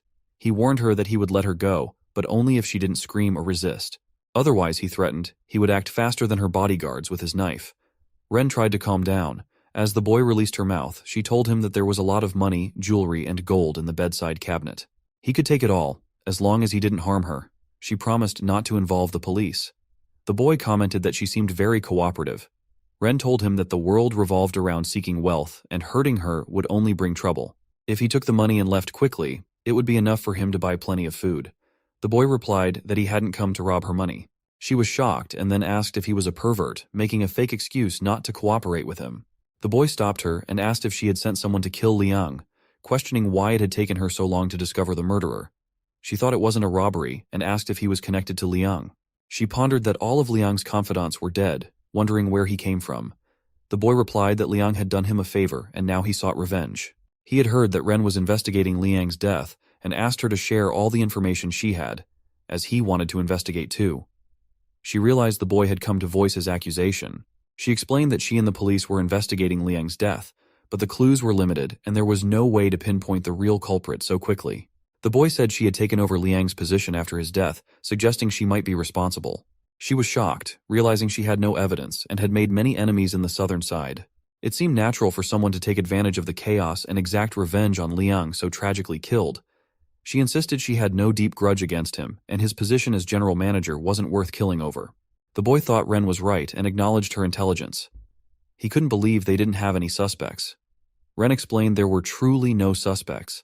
Liang had destroyed all documents and surveillance related to recent conspiracies. How could she pinpoint a suspect when she didn't know whom he had been interacting with before his death? It was a challenging matter for her. The boy speculated that Liang wanted everything for himself, leaving no clues behind. She asked if he would let her go. Just as he heard footsteps, the boy swiftly struck Ren's neck, causing her to collapse. Outside, Koi pounded on the door to break it down, while the maid informed Ren that the alarm system had been triggered, indicating something had happened. Koi asked him to save Ren. Upon entering the room, they found Ren lying there. The maid checked on Ren while Koi inspected the window and instructed Jing not to let the boy escape. Descending, the boy thought about how the imposing Koi had managed to break down the door. Jing remarked that breaking into a girl's bedroom in the middle of the night was rude. The boy saw Jing and asked how he had found him, as he had left no trace behind. Jing replied that when the boy stepped on the gravity-sensing device at the window, he had asked Koi to block the door. If the boy didn't want a face-to-face confrontation, Jing reasoned, he would likely try to escape through the window, which would be his only route out. The boy admired Jing's cleverness, but wondered if a mere beansprout like him could stop him. He rushed to punch Jing, but Jing blocked the blow, and the boy received a counterattack. Jing had scars on his leg and remarked that it was interesting how the bones in his arm were nothing compared to his knee. He calculated that his forearm's ulna and radius should be fractured from the frontal impact force of 700 kilograms, and his carpal joints should be crushed and dislocated due to their inability to absorb such force. Yet there were no signs of injury now. Jing asked if the boy had practiced martial arts, noting he hadn't seen any special techniques. Confused, Jing demanded an answer from the boy. Otherwise, he wouldn't let the boy go that night. The boy's hands trembled as he faced Jing. The boy wondered if Jing had ever practiced any martial arts. He couldn't believe Jing had actually stopped his punch. Even though his current physical capabilities surpassed those of a normal human, it was troublesome to be entangled with a skilled fighter. They heard people approaching and discussing the sounds they had heard. The boy apologized to Jing, saying he didn't have time to play and threatened that next time they met, he would beat Jing to death. Jing leaped to attack, but the boy threw dust to obscure Jing's vision. Jing coughed, giving the boy a chance to escape, taunting Jing to wash his eyes while he left. Furious, Jing barely managed to open his eyes and saw the boy jumping off the wall to depart, saying goodbye. Jing's companions arrived and asked if he was okay and if he had let the boy escape. Jing, still recovering, marveled at the boy's intelligence and near-superhuman physical condition, acknowledging his excellent martial arts skills. Determined, Jing vowed to find him. Jing reassured them that he was fine, just needing to wash his face. He instructed the man to be cautious and asked if they should pursue the boy. Jing declined, noting the boy's speed would make it impossible to catch him. He then inquired about Ren's condition. The guard went to check on her and reported back that it wasn't serious. The boy had only knocked her unconscious. He advised giving her pills from the medicine cabinet upon waking, as the dosage was already written on them. The maid suggested calling the police, but Jing reasoned that the southern side was too chaotic, and involving the authorities might cause trouble for their comrades in the army and police force. The maid agreed, expressing gratitude and commenting on the chaotic state of the world. Kui arrived with bad news, stating that he had checked the room and discovered a missing hard drive. Jing questioned if it was the gray hard drive that had been plugged into his computer, which Koi confirmed. The third boy was Tian, who returned home thinking that disconnecting the network cable would ensure no problems. He wanted to understand what Tianrun Company truly intended. Plugging the hard drive into his laptop, he discovered experimental files and wondered if Jing was a researcher. Opening the files, he found that despite numerous creatures dying as a result, Jing still believed fervently that the world would be better than before. Tian realized it wasn't a confidential document from Tianrun. He read about the radioactive food causing dramatic changes in the limbs and body shapes of beasts and humans. These changes weren't merely catastrophic. They brought about evolution. Jing believed they had taken the wrong evolutionary path, leading to premature deaths halfway through. He was determined to find the correct path, even at the cost of human lives, believing it would usher humanity into the next stage of civilization. In this future, humans wouldn't be separated due to terminal illnesses or born prematurely with congenital anomalies. They wouldn't be seen as burdens due to their lack of strength. They would possess strength rivaling tigers and leopards, living to be over 100 years old. Whether death or supreme glory awaited them at the end of the road, they would face it fearlessly. The scene shifts to Jing and Kui, who report no luck with their search. Jing speculates that the other party may have used some means to evade detection, or they might not have accessed the contents of the hard drive yet. The mother disk wasn't receiving any signals from the daughter disk at all. Kui asked if the information was important. Jing dismissed it, saying the hard drive was from the old days and difficult for outsiders to understand. Jing worried he couldn't turn back now. If his notes were discovered, they might realize he had come to the southern side for something real. Kui remarked to Jing that it seemed too coincidental they were attacked upon arriving in the southern side and identified the attacker as Number 7. Jing replied that if Number 7 truly wanted to take action against them, he wouldn't have sent such a rookie. The person had strong physical fitness but lacked refined skills. Ahead lay darkness, with an abyss behind them. There was no turning back. Meanwhile, Tian noted it was November 21st, 2025 in the Yanguang calendar. He pondered that Jing's ideas resonated with him, but the arrogance of sacrificing human lives troubled him. He wondered if they had already begun human experiments. Tian has a level 1 Bama Xian pig cub, a level 1 Windsor rabbit cub, and a level 1 Qingyan chicken cub. When he shows them to Han, she lights up and asks him where he got those cute little animals. Tian thinks she might not understand a complicated explanation, so he wonders how to explain it to her. Then he gets an idea. He tells her that he has a Doraemon treasure bag and can take out anything he wants from it. She gets really excited and asks if it's true. He assures her that it is. Tian then tells her to keep it a secret between them. She agrees. He is surprised at how quickly she understood. Then he sees Han holding the rabbit cub and playing with it. He tells her not to play around with their precious food and to put it back in the shed quickly. She is shocked to hear the rabbit is for food and begs him not to cook it because it's so cute and still so small. Chen tells her about the spicy rabbit meat. Then he talks about pork bacon burgers, Hainan chicken rice, grilled chicken legs, sautéed diced rabbit with pickled pepper, chicken pot, pork chop rice, spicy rabbit pot, and rice with pepper ginger rabbit. Han realizes she might have to become a vegetarian. She hesitates, but Tien tells her to be grateful for the hard-earned food and to eat everything without leaving any bite. He explains that forming relationships with the animals can be painful, so it's best to leave that to him. He extends his hand, and she gives the rabbit back, promising that from now on, she will eat everything without leaving a single bite. Tien is then congratulated because the plantation has produced a rare product, albino corn, so they need to harvest it as soon as possible. He wonders about this rare product and what it might be. Tien tells Han to go ahead and play while he checks out the cornfield. She agrees and leaves. Tien checks and discovers that the albino corn is a level 2 rare item, a single-use consumable. It is an extremely rare mutated product from anti-radiation corn with a probability of 1 in 100,000. Its effect is to put the user into a state of rage, increasing strength, speed, and reflexes tenfold for 30 seconds. Tien thinks about how going on a rampage with 10 times the strength for 30 seconds is just like Popeye's spinach.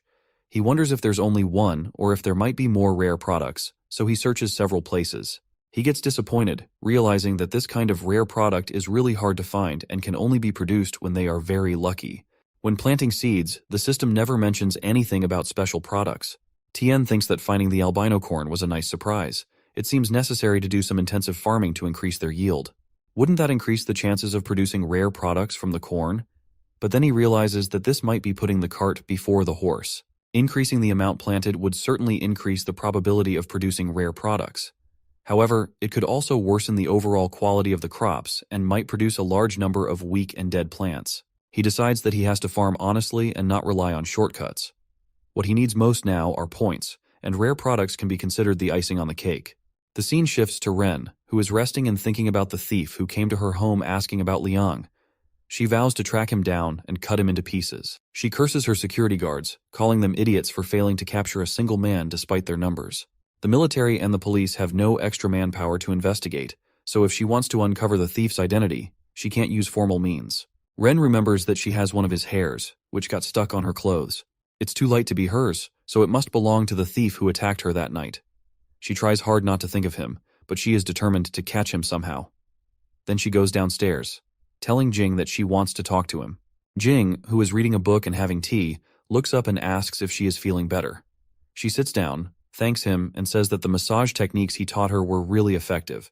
She didn't feel any pain at all that day. She informs him that she has already secured a location for his research institute. It isn't far from the main area and used to be a factory. Due to sudden changes, it closed down and was sold to them at a very low price. Its location is excellent, quiet and remote, perfectly meeting Jing's requirements. Jing apologized and said that since she came to see him, he was sure there was something else she wanted to talk about. She agreed and admitted that it was a bit embarrassing.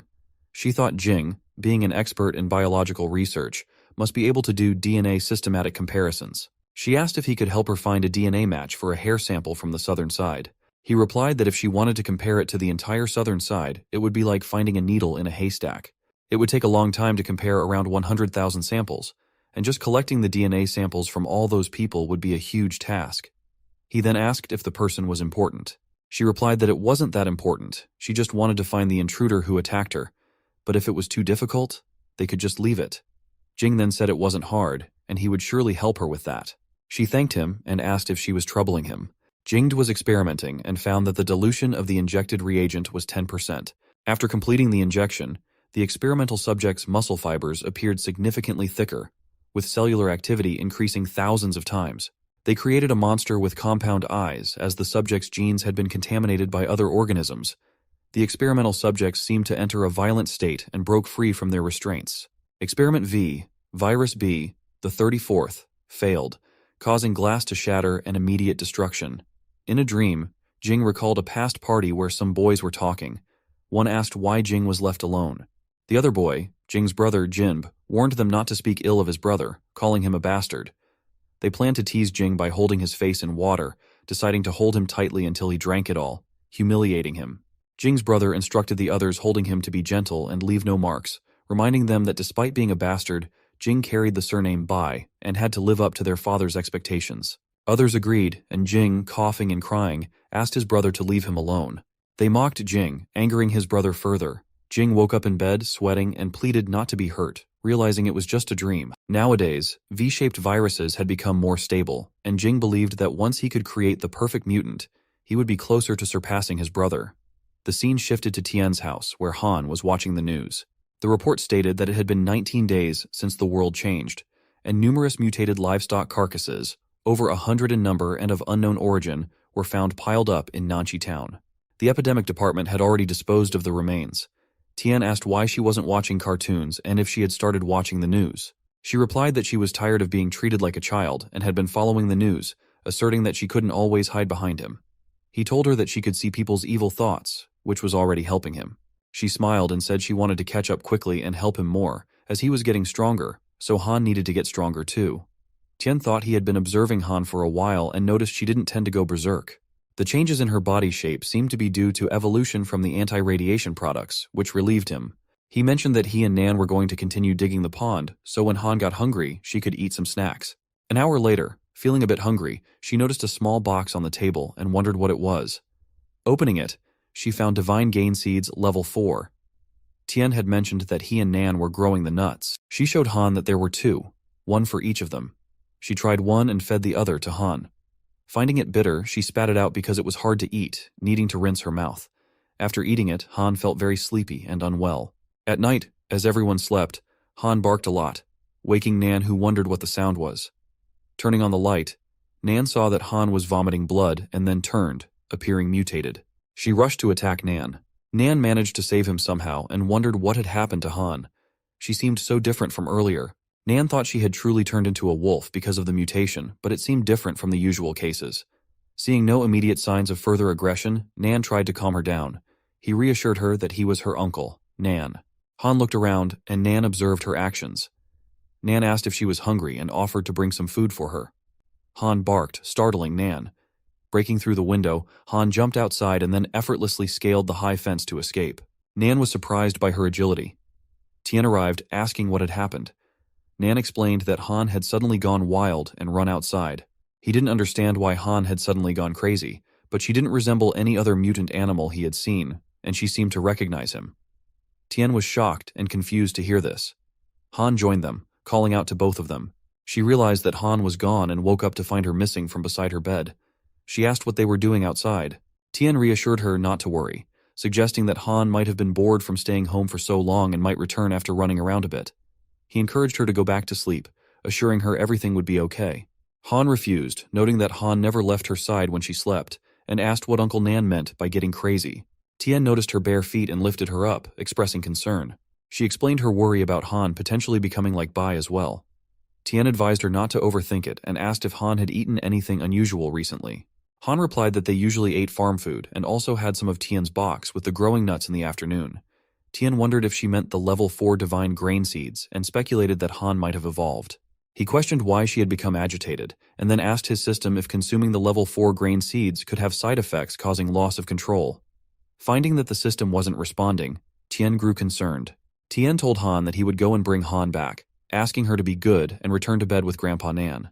She insisted that he had to bring Han back. Tien reassured her not to worry, promising to bring Han back safely because she was family. Han kept running and felt increasingly hot. Something was happening to her eyes. She thought about biting the throats of all living creatures but knew she couldn't harm humans, or she wouldn't be able to return to her master. A woman in an overcoat recognized Han as a sacred animal from the oracle and felt compelled to bring her back, believing it would please God. Tien searched on his bike for Han, while his patrol mosquitoes reported they hadn't found her yet. He realized Han must have left the area and needed to find her quickly. If the military police found Han, they would likely kill her. Then the woman approached Tien, having seen Han, and asked if he was looking for the black wolf dog and if she belonged to him. Tien asked if she had seen where Han went. The woman asked if he knew the truth behind the apocalypse. Confused and focused on finding Han, Tien insisted she just tell him where the dog went and that he wasn't interested in anything else. The lady explained that the disasters were punishment for humanity's sins, and the apocalypse wouldn't end until all humans were extinct. She suggested that Tien could save himself by joining their self-help society and making a sincere confession to God for a chance at survival. Tien wondered if this was some kind of new missionary scam. He then asked if there were any conditions for joining that society. She replied that their self-help society had a hierarchy of membership for all beings, with different levels requiring varying membership fees ranging from 3 to 300,000 units. The higher the level, the closer one was believed to be to God and the greater the chance of salvation. However, since Tian was the master of the sacred animals, she suggested he could simply bring that animal to join the club. Tian retorted that she should study more about brainwashing and deception before trying to deceive people. Offended, she asked how he dared to disrespect God. Tian shrugged it off, stating he had no time to entertain her, and questioned if salvation could be achieved through piety, asserting that it was up to individuals to save themselves. With that, he walked away. As Tian left, she commented that those who didn't believe in God would suffer eternal damnation in hell, considering him the lowest of the low. Hei was reminded of the past when Tian was standing on the side of the road, smoking next to Hai's car. Suddenly, he heard a noise and went to investigate, finding a dog lying there with blood around it. Tian thought it might have been hit by a car while crossing the road. Nearby, he saw a very cute and small dog next to the dead one. Tian picked up the small dog and couldn't believe it was still alive. It seemed the dead dog was the small one's mother and had been dead for a few days, yet the small dog was surprisingly resilient. He took the adorable puppy in his hand and remarked that there were many people who had lost their parents, just like this puppy. Hei interrupted his thoughts as the puppy bit a man's leg, causing the man to scream. Some men were nearby with equipment. One of them suggested shaking things up, saying Xiao Wu wouldn't be able to hold on much longer. Jing arrived and asked how the mutated beasts got in. The man explained that Xiao Wu had become addicted to smoking and had gone into the woods to smoke. He flicked his cigarette butt at the beast, causing it to become violent and attack him. Jing asked how they dared to let such a thing happen. The man replied that the beast wasn't hiding in the bushes and Xiao Wu hadn't noticed it until later. They had already contacted the military police to handle the situation. Jing asked him to repeat himself, questioning if they were saying the mutant was lurking in the bushes. The man confirmed this. Jing thought that low-level mutant beasts would simply wander around aimlessly, following the heat of living creatures, indicating this might be a high-level mutant beast. Moreover, the mutant only bit the security guard's leg without killing him, suggesting it knew the danger of guns and was trying to use the guards as a shield, which was terrifyingly clever. If they captured and studied it, they might be able to break through the instability of the V-virus. This was the perfect mutant beast Jing had been looking for. Jing ordered them to gather all available men and capture the mutant beast alive before the military police arrived. They were to be equipped with tranquilizer guns and sedatives, emphasizing that the beast had to be captured alive. Jing distributed guns to everyone and cautioned them to be careful, aiming for the limbs. As they fired shots, Hei managed to dodge some but was hit and started running away. Jing ordered them to chase after him. Meanwhile, Tian was at home when the second hummingbird report came in, indicating large dog paw prints found approximately 700 meters southeast. Tian rushed to the location and examined the paw prints. He noticed traces of fresh blood and deduced that they had not been there long, likely belonging to Hei. He wondered what had happened and how Hei had been injured so severely. The people from Jing's group were chasing Rao, the dog, in their cars. Jing thought that no mutated animal could move so fast, and he was excited to observe its muscular tone while running, admiring the creature's beauty. He was determined to catch the dog. Meanwhile, Tian spotted Hei and ordered the hummingbird to show him. He saw Hei being chased by cars, and upon zooming in, he recognized Jing among the people in the cars. Tian wondered why Jing was after Hei and if he wanted to capture Hei for research. Tian took out an alband core from his inventory, determined that those people wouldn't get away with it. The pursuers were shooting at Hei, who dodged their attacks as he continued ahead. Jing contacted the other two cars in his group and instructed them to surround Hei from both sides, aiming to drive him into the old factory up ahead. They agreed and moved into position. As they prepared to execute the plan, Hei spotted them and used a tree for support to jump over one of the cars, causing it to crash. A man fired a bullet towards Hei, but Tian swiftly moved in with white light blazing around him, using his power to intercept and block the shot. He realized that after consuming the alband core and entering a frenzy state, he had 26 seconds remaining before it wore off. Hei wondered if the person blocking the shot was Tian. Jing was astonished to see the white light surrounding Tian. Tian knew he had only 26 seconds left and swiftly moved to take down all the men before the effect wore off completely.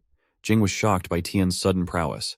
With just 5 seconds remaining, Tian closed in and delivered a powerful punch, causing Jing to fall.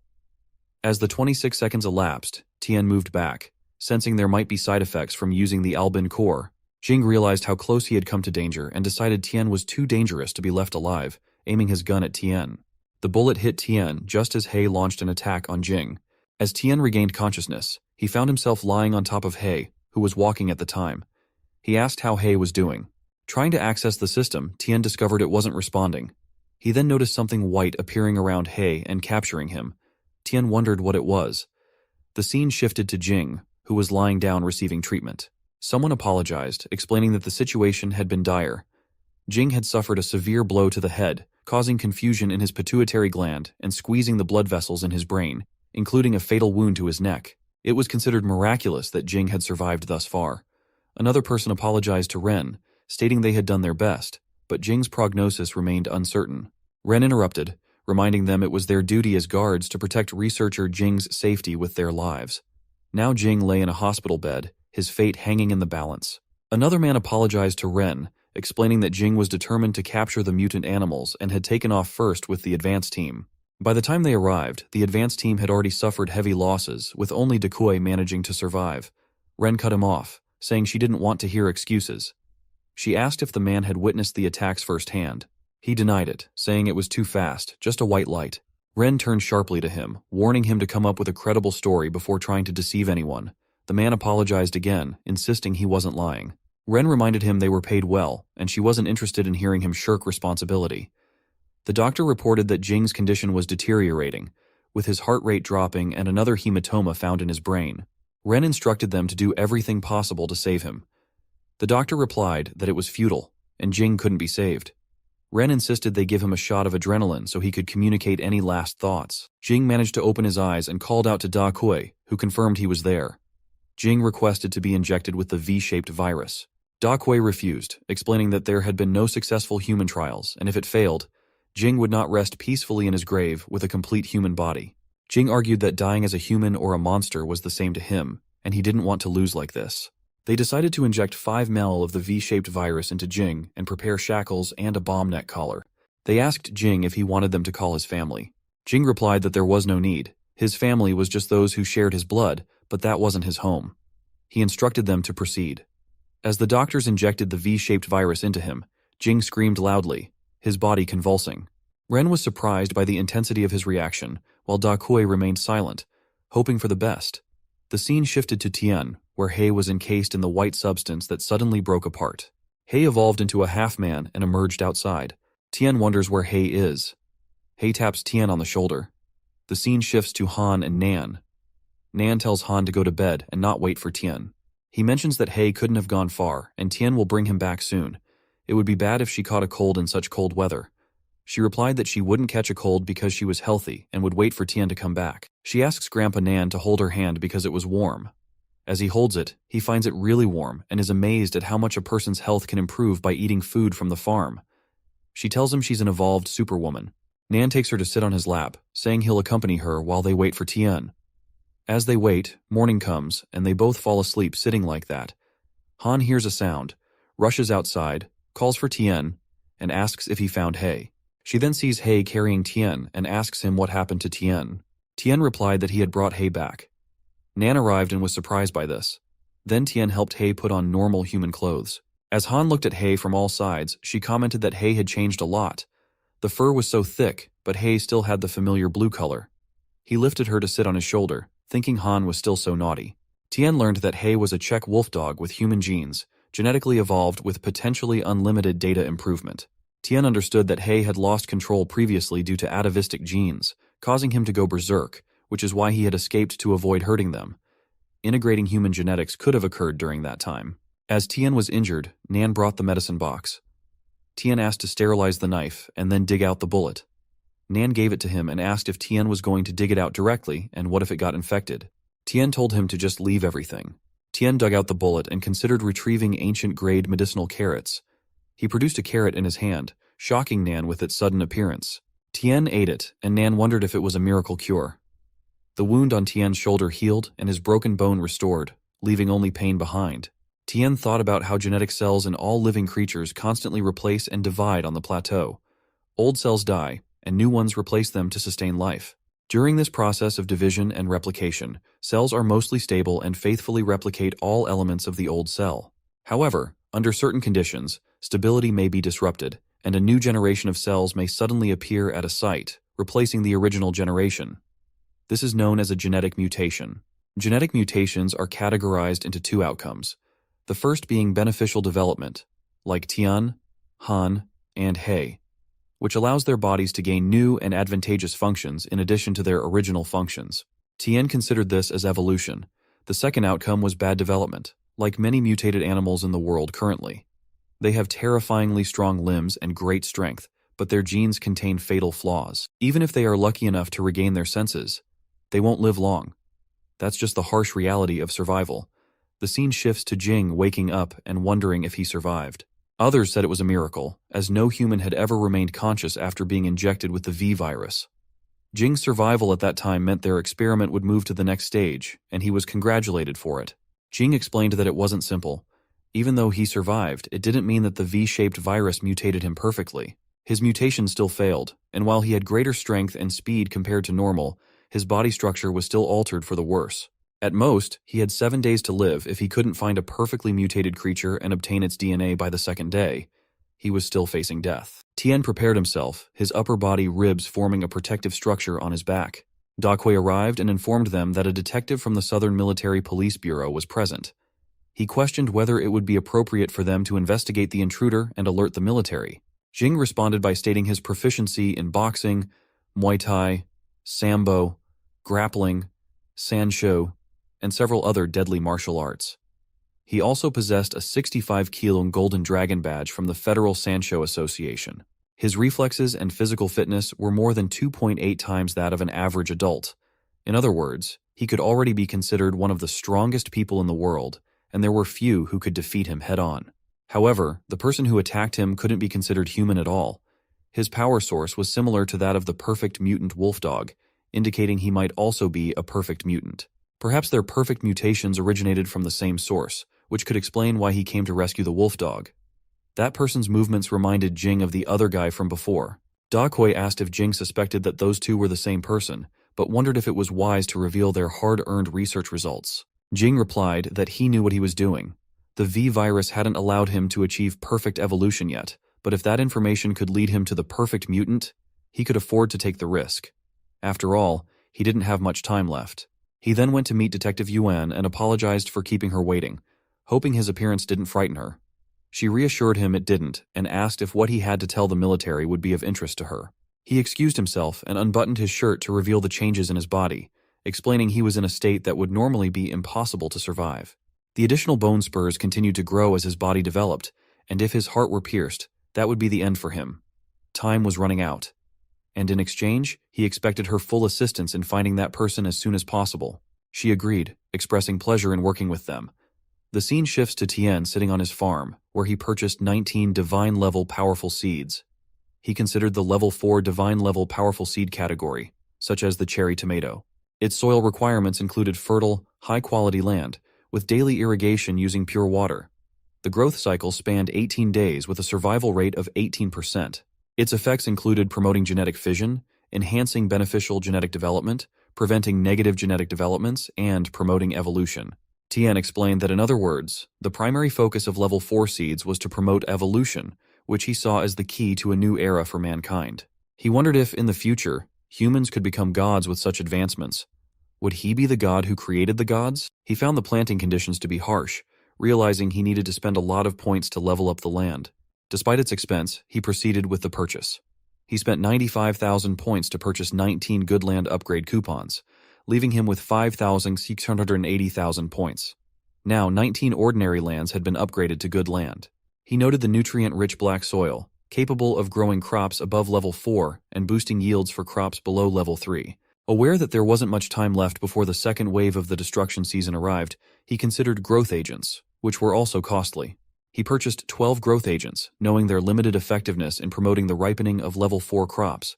He planned to add more agricultural robots to speed up planting and still needed to save points to buy ordinary seeds to upgrade his farm. All the small robots were busy farming, and Tien knew he had to do his best to harvest as many ripe crops as possible before the second wave of the destruction season arrived. The scene shifts to the city, where two men in white coats covering their heads enter a building. The first man asks the second if it would be possible for someone as humble as Immaculate Eagle to meet the Holy Lord as a human being. The second man replies that the first man needs to tell the Holy Lord what he saw, and the Holy Lord will pass judgment.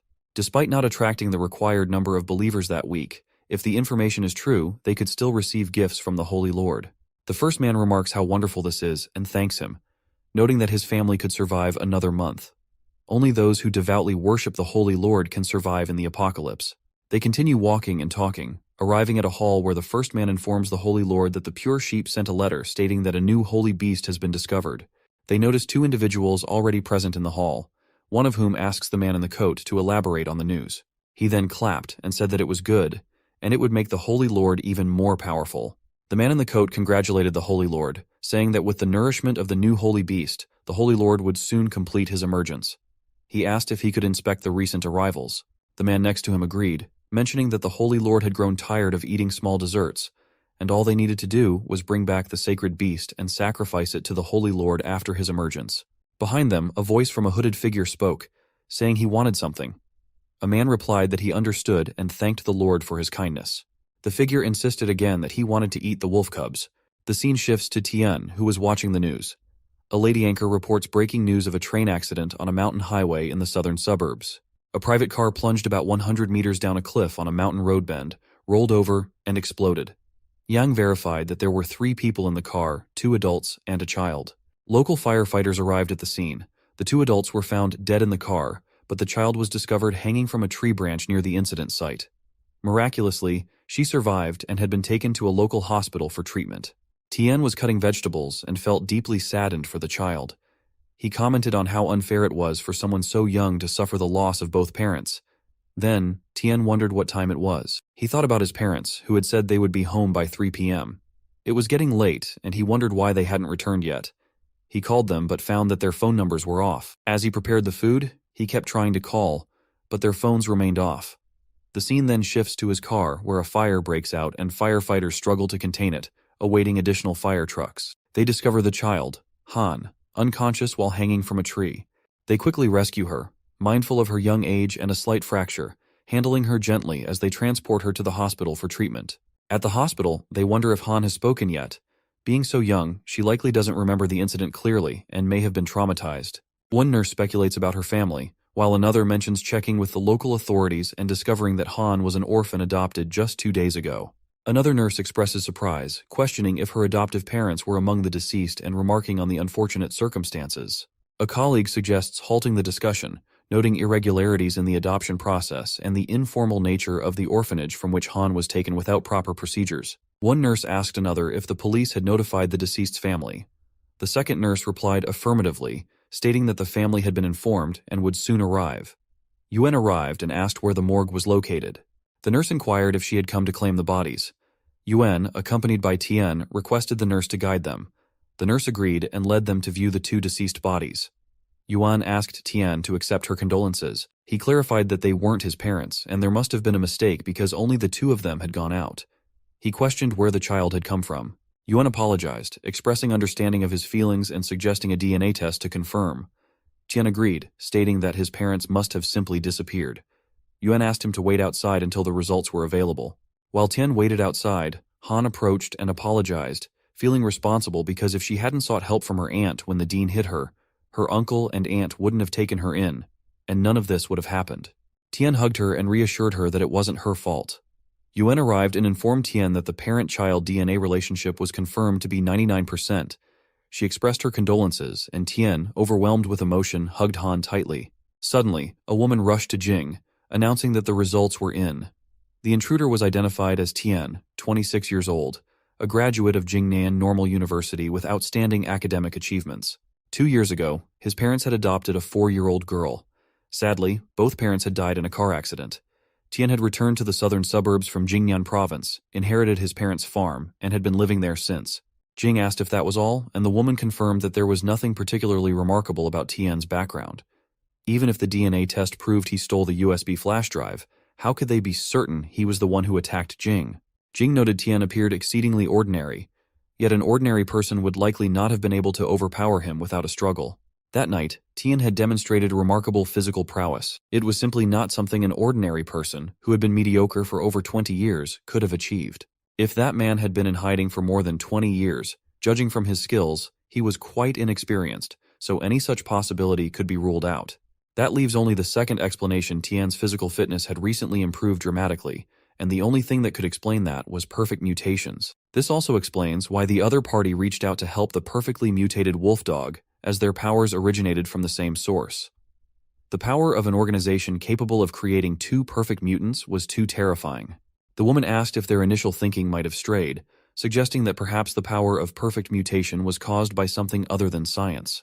Jing asked if she was implying that the other party's perfect mutation wasn't caused by the V-shaped virus. Tian replied that the chances of a V-shaped virus causing a perfect mutation in a living creature were only 1 in 100 million. There were only about a dozen perfect mutants worldwide, including the Beastmaster. How was it possible then that there were 2 perfect mutations in the southern suburbs? That success rate was extraordinarily high and didn't align with the probabilities at all. Jing explained that in their world, there existed a second key that allowed for perfect mutations. The scene shifts to an office where a man was sitting. Yuan handed him the files.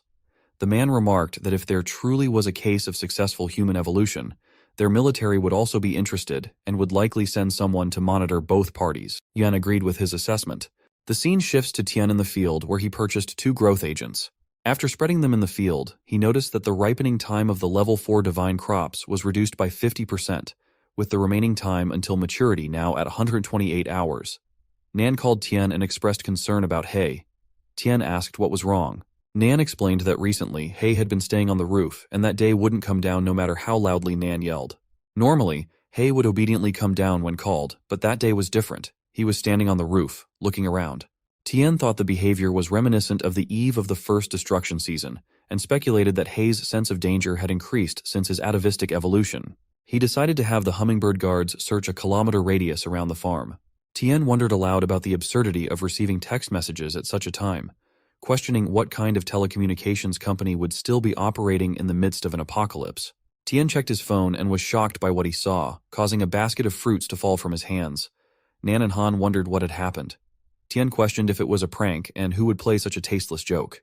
Han called out to him, but Tian swiftly jumped into his truck and drove away from the house. Meanwhile, Jing observed Tian leaving the farm and noted it.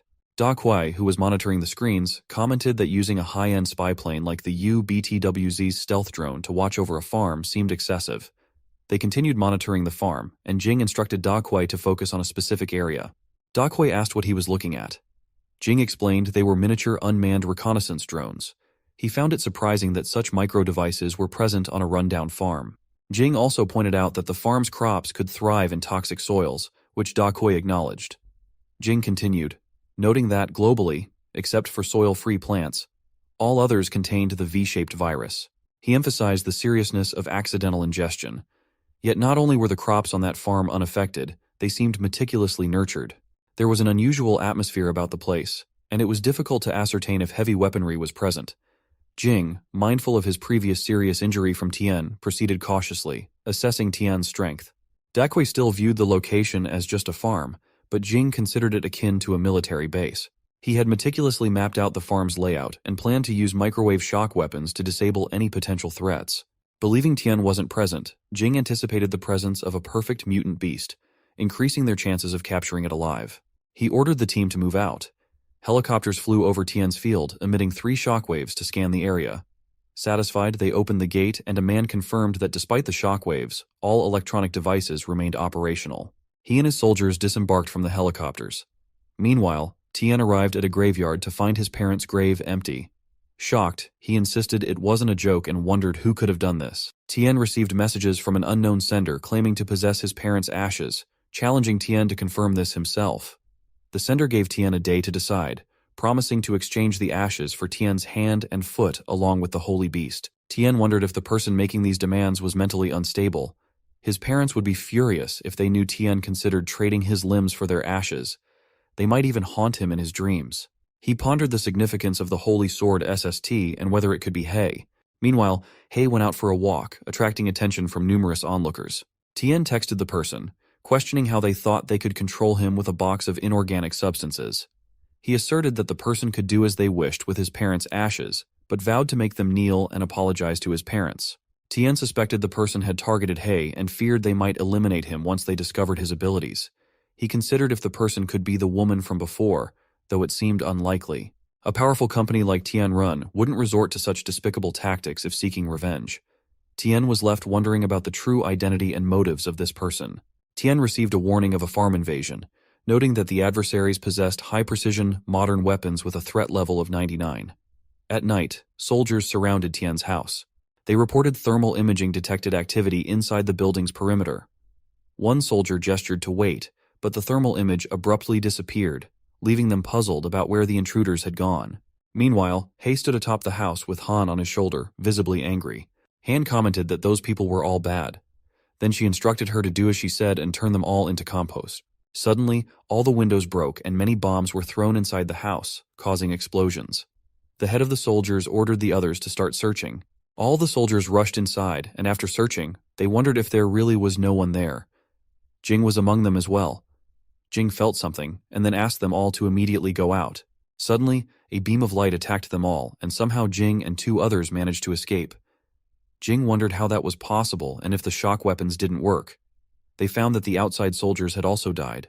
Jing wondered what was going on in that ordinary farm and why there were battle robots, and how such advanced technology was present. Tien arrived, stating that it turned out to be Jing, and Jing was there to take revenge on Tien. Tien appreciated that and said Jing must have spent a lot of time investigating, which was a lot of work. Jing said that it wasn't too hard to investigate Tien, but he really exceeded Jing's expectations that night. Now that everything was clear, there wasn't much more to say. He wouldn't live much longer anyway, and he would die if the plan failed. Dying there wasn't any different from dying in a hospital bed. Teeny relied on their abilities, and the winner would take everything. Nan asked Tien to kill them, saying the people in that company were no good. Tien replied that before killing Jing, he wanted him to confess. Then he asked where the ashes of Jing's parents were. Jing asked what Tien meant. They were both confused. Tien asked if Jing hadn't stolen his parents' ashes. Jing asked if he was kidding. The scene shifted to Sheng, who became furious and threw his phone in frustration. He called Tien an unfilial bastard and asked how Tien could ignore their mother's ashes. Sheng said if it were him, he would give his whole body for their mother. Then he kicked the phone and said Tien didn't even offer the sacred beast, resulting in all the snacks their mother wanted being gone. Some men there asked Sheng to calm down and brought new goods, offering them to Sheng's mother to enjoy. Sheng replied that he was useless, and his mother was tired of eating those dirty things. The two men agreed. Sheng continued that his mother wanted to eat wolf cubs, but those men were all losers in positions of power who couldn't even get a sacred beast. A man tried to make an excuse, but Sheng shouted that he didn't want to listen, just as his mother called him. Sheng calmed down and said he missed her a lot. His mother, completely pale, emerged from the well and referred to Sheng as a good boy. Sheng became emotional as she came out to meet him again. He hugged her and said it was all his fault he couldn't get the wolf cubs she wanted. He asked her not to get mad or abandon him and not to hit him because he would be a good boy from then on and would surely bring them to her. She was going to be happy when she ate them, so she didn't have to be mad at him. It turned out his mother was actually a black monster who said she wanted to eat them. Tien asked Jing if he had stolen the ashes of his parents. Jing was surprised to hear that. Tien thought it seemed like Jing hadn't done it, but it was strange because Jing had clearly been bitten through the neck by Hei, yet he was still standing there. Tien used his power to check Jing's stats and found that he only had 118 hours of survival time left. The evaluation showed signs of evil, and Jing had used the power of evil evolution to save himself from dying. If he couldn't activate the evil mutant gene fusion in his brother within 118 hours, he would be dragged to hell by the same power that saved his life. Tien thought it seemed like the radiation from the plants had triggered the evolution failure, but due to Hei's perfect mutant genes and their fusion, Jing's life had been temporarily saved. Tien then understood that Jing wanted to acquire Hei's perfect mutant genes. Tien said that even if Jing hadn't stolen the ashes, his intentions wouldn't benefit Tien, and he couldn't let Jing leave there. The robots aimed at Jing to shoot. Jing asked them to wait, and suggested that since the ashes of his parents were important to Tien, maybe Jing could help him retrieve them. He emphasized that there was no irreconcilable hatred between them, and proposed turning their conflict into a deal based on evolutionary genetics and self-preservation. Tien ordered his robots to stop. Jing suggested they could exchange resources. Tien asked if Jing could help him find the ashes. Jing replied that he had a vast network of connections, resources, and technology. If Tien wanted to find someone in the southern side, it would be much faster with Jing's assistance than if Tien did it alone.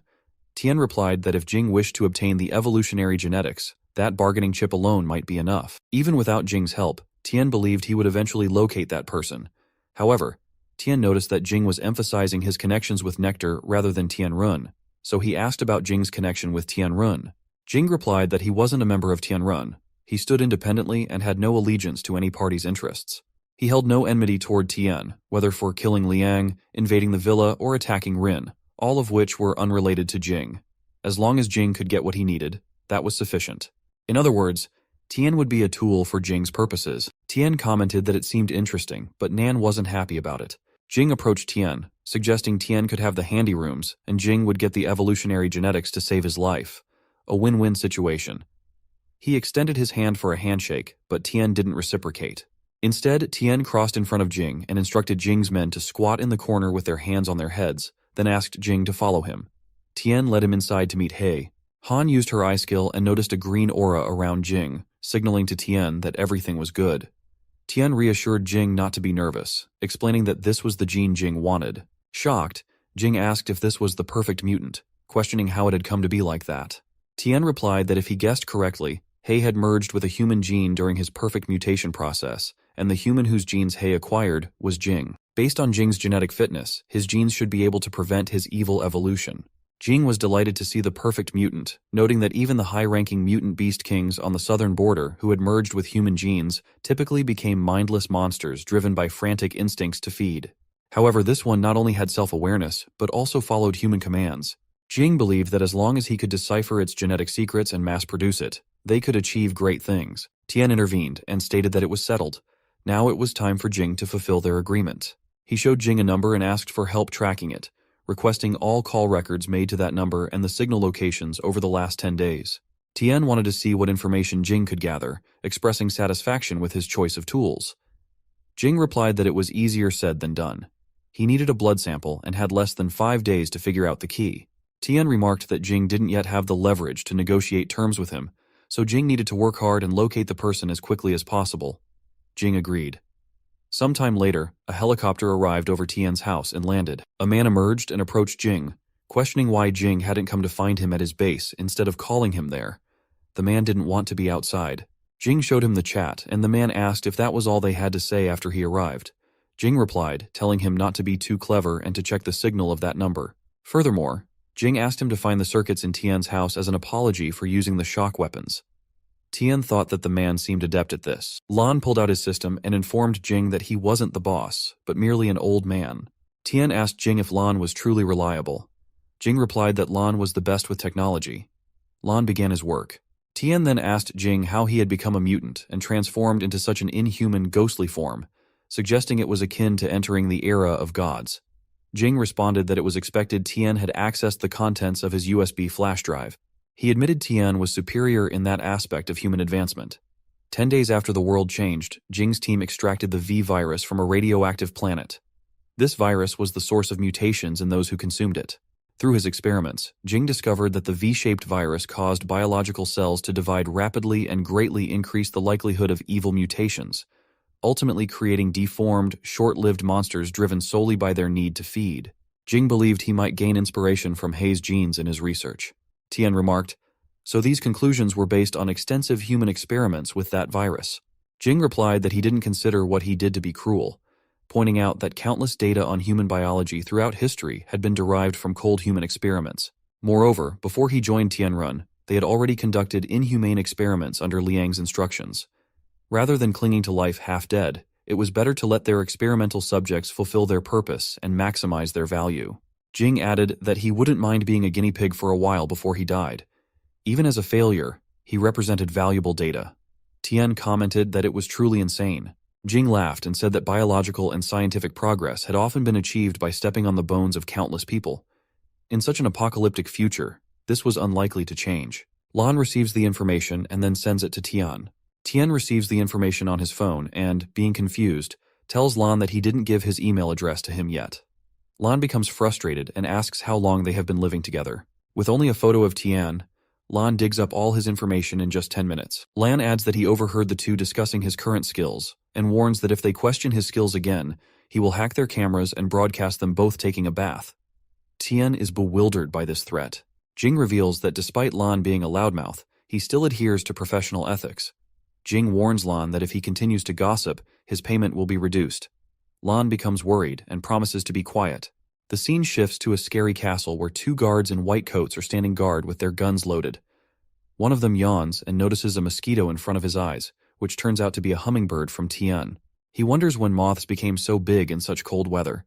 Tian warns him to be cautious, noting that the hummingbird wasn't poisonous, but mentioning the abundance of mutated animals nowadays. He speculates that the hummingbird might be a mutated creature or something similar. Just as Tian's hummingbird spy strikes one man on the head, the other guard is shocked and bewildered by the sudden attack. Then Tian takes a shot, rendering both men unconscious with shots to their foreheads. Tian positions himself on the roof of the building, the one responsible for incapacitating them both. From the rooftop, Tian peers inside and observes many people wearing identical attire. One among them declares that the Holy Lord, the true God who created the universe and everything in it, deserves thanks for granting them her will, power, and love. They believe she has bestowed upon them the fruit of hope for reincarnation into immortal bodies. He calls for the commencement of the reincarnation ceremony in the name of their god, Serket. Opening a box containing something significant, the man instructs two kneeling men to partake of it. He explains that next, they must water the fruit with nectar from the sacrifice to ensure its growth, hastening the completion of their reincarnation process. They revealed the body of a dead woman, and the two men began eating it. Tian felt disgust and shot one of them dead. The others panicked and fled, bewildered by what had occurred. Sheng wondered who had disrupted the reincarnation ceremony. Spotting Tian aiming a gun from the roof, Sheng demanded to know who he was and why he had interfered. Tian proclaimed himself their lord and ordered his hummingbird spies to eliminate them all. One person urged others to protect the Holy Lord, but no one listened, focused on saving themselves amidst the slow slaughter. As the guardians were killed, they realized their situation was dire, and someone urged the Holy Lord to flee. Tian descended, expressing disbelief that they were not thieves, but rather despicable scum worse than animals. Sheng asked if Tian was Tian, to which Tian confirmed and demanded Sheng bring his parents' ashes, promising a swift death in return. Seeing a dark entity emerge from a dead person's mouth, Sheng warned Tian that killing him would prevent Tian from locating the ashes. Tian warned against provocation. The dark entity took on a frightening human form, prompting Sheng to suggest they distract it with nonsense until they could escape. Slowly, the creature transformed into monstrous forms, roaring as more appeared, each with wings. Tian drew his gun, calling the monsters ugly and disgusting, but found his bullets had no effect against their tough bodies. As they rushed to attack him, he dodged and opened the doors of his warehouse, hoping to find a variety of lethal weapons. He considered a bazooka or something similar, but realized he didn't have enough points to purchase them, having spent them on seeds just the day before. Summoning his hummingbird warriors, Tian watched as they attacked the monsters, only to find their firepower unable to penetrate the creature's thick skin. He reflected that while he had expected ordinary thugs exploiting the apocalypse for profit and evil, he hadn't anticipated they would possess such bizarre monsters. He resolved to bring out a few of his heavy combat warriors. Tian found a hiding spot while Sheng called out to him, questioning his sanity. Tian realized he was in a tough situation without any albino corn left, and ordinary weapons were ineffective against the monsters. Contemplating blasting their eyeballs to buy time, Tian saw the monsters closing in.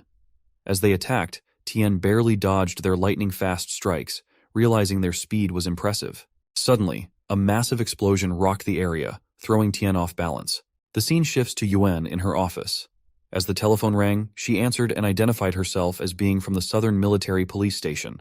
On the other end, an old man expressed relief that she finally answered, describing an explosion near his house accompanied by strange noises, the result of mutant beasts causing havoc. He pleaded for Yuan to come and investigate, as he was with frightened children. Yuan agreed to come and asked for the location of the explosion. Afterward, Yuan instructed the police force to mobilize a cleanup crew and follow her, mentioning the possibility of encountering level 2 or 3 mutant beasts on the outskirts of the city. One man acknowledged her orders to inform the others. Another eagerly asked if there truly were mutant beasts of that level in the city, expressing excitement at the prospect of capturing one alive for a reward from their leader. Wen cautioned that level 3 mutant beasts shouldn't be underestimated, emphasizing they were far more challenging than regular level 1 beasts. Meanwhile, Tian was struck against a wall as the monsters closed in on him. Despite shooting out their eyeballs to slow them down, his ribs were broken, and he resorted to using ancient medicinal-grade tomato to heal himself. Sheng remarked that Tian was on the brink of death yet still fought back, noting he hadn't even fought back when he was severely injured and was likely to become a meal for the monsters. The creatures leaped to attack Tian, knocking him outside the wall.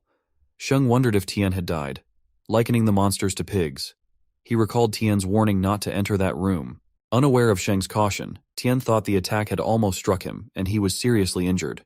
He heard cries for help and turned to see who was aiding him, discovering numerous women imprisoned with chains, pleading for assistance.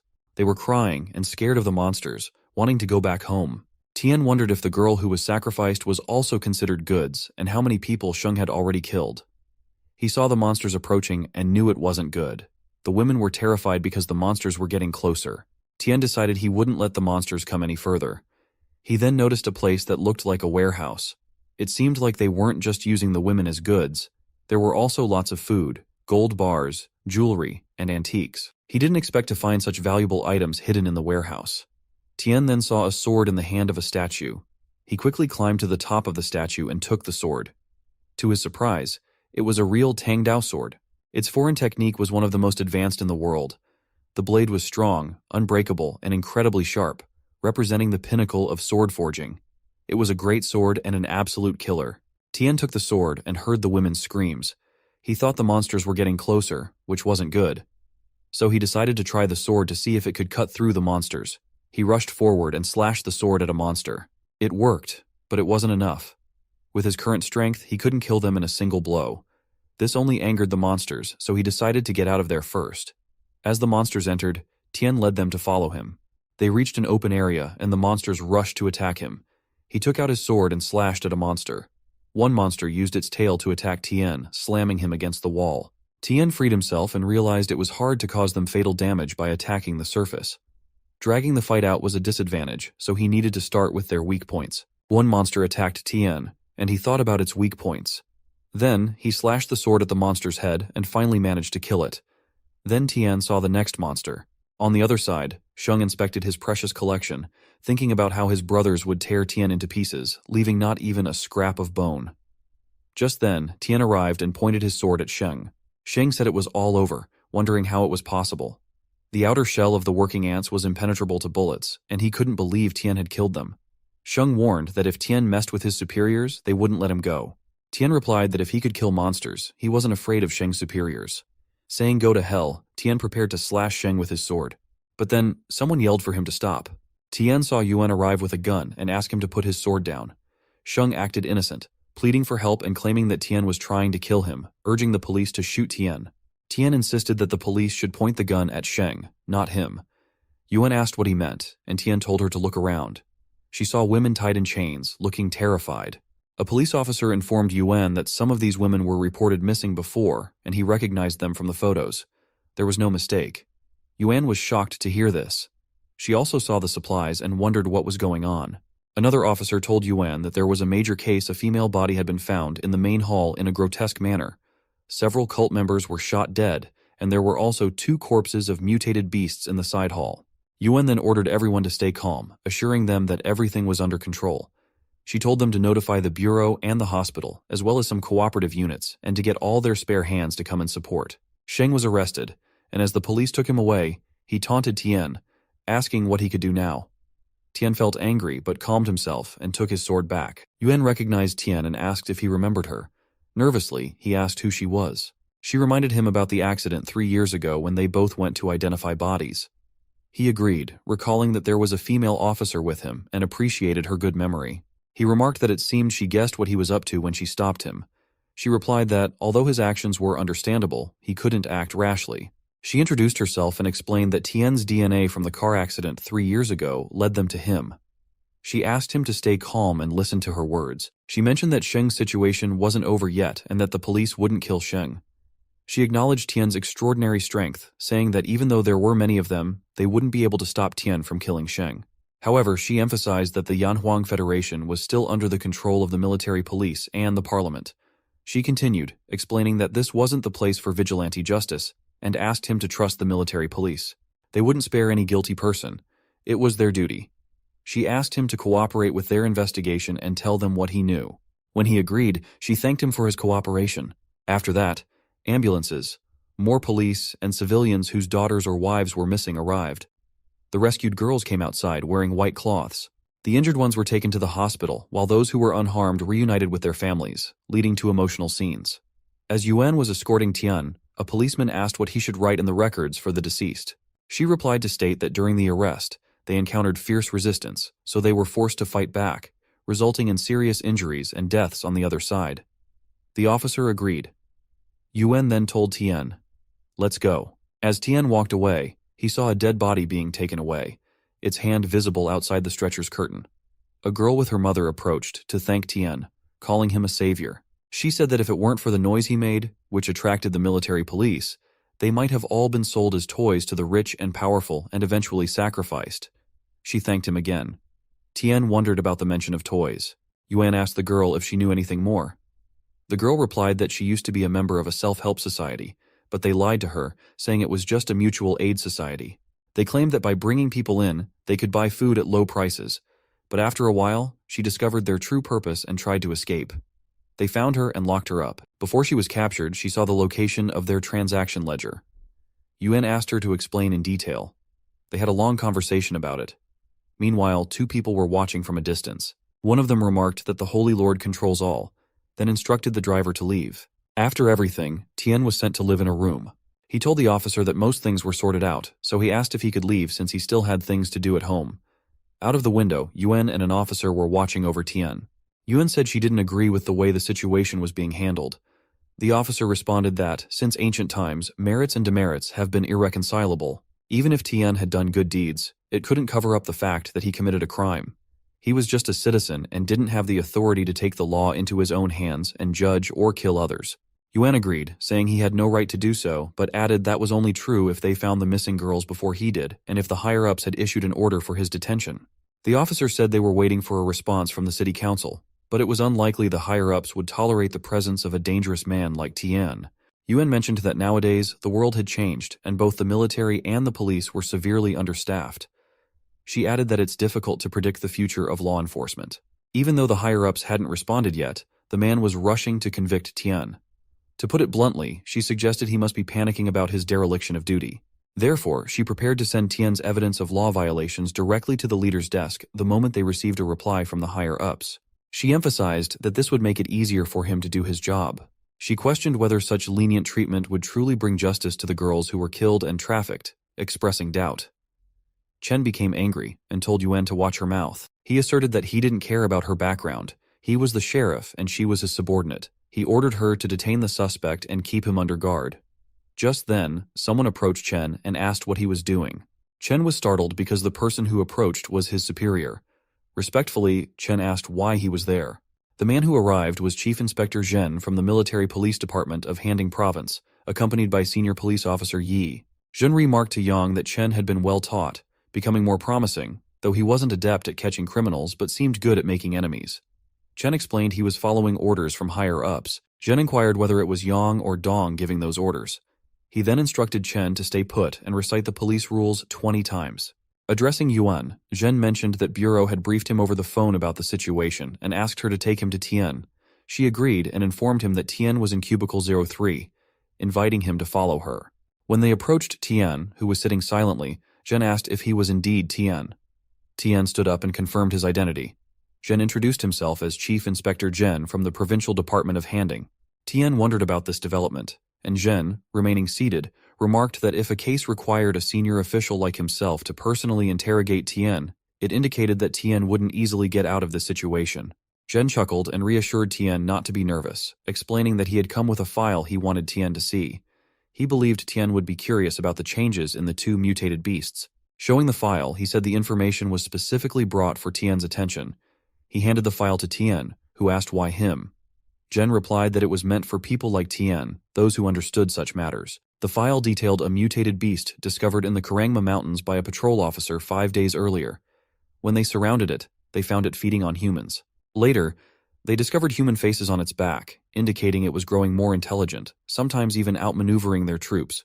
Zhen asked if Tian understood the implications. Examining the photos, Tian noted that the monster's intelligence and behavior were increasingly human-like.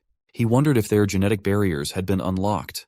Zhen nodded in agreement, explaining that they had moved beyond simply combining genes from different animals to enhance physical attributes. They had successfully incorporated human genes to enhance intelligence, giving rise to a new species they called Beast Kings. At least 5 such advanced mutant beasts had been identified in Yanhuang, and that number was expected to increase. When Tian asked why Zhen was revealing these secrets to him, Zhen pointed to a jar placed nearby containing 3 red objects. Tian began to grasp the significance. Jen confirmed that these were the 2 eggs that had ceased to hatch after Tien shot 2 believers who had carried them. Lab tests confirmed they contained genetic material from insects, animals, and a significant portion of human genes. Tien asked what this meant. Jen replied that in the southern region there was a strong likelihood that a beast king was hiding and reproducing among its kind. Tien asked to wait, but with the destructive power of the beast king, how could it possibly be lurking in the city undetected? Jen said that this brought them to another issue. The ledger. Tien asked if he had found the ledger.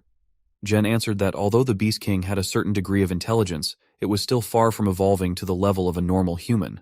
It was impossible for it to create an organization in just a few dozen days after the mutation started. Tien asked if Jen was telling him that there were humans siding with the mutant beasts, and why that was happening. Jen replied that it was unknown. Tien asked why Jen was revealing all this to him. Jen replied that he wanted to give Tien some idea of what was going on, and he was sure that Tien would be able to make a better judgment of the situation. Tien asked for clarification. Jen answered that in light of Tien's violent attack, which resulted in the deaths of many people and caused extremely serious consequences and negative social impact, the military and police departments were ordered to arrest him. An execution notice for the detention of the criminal Tien had been issued. Yuen was about to say something, but Jen stopped her. Tien slammed his hand on the table and commented on what serious consequences and negative social impact he had caused by killing those gang members, saying such laws and rules really made him laugh. Jen told him not to be so angry and just listen.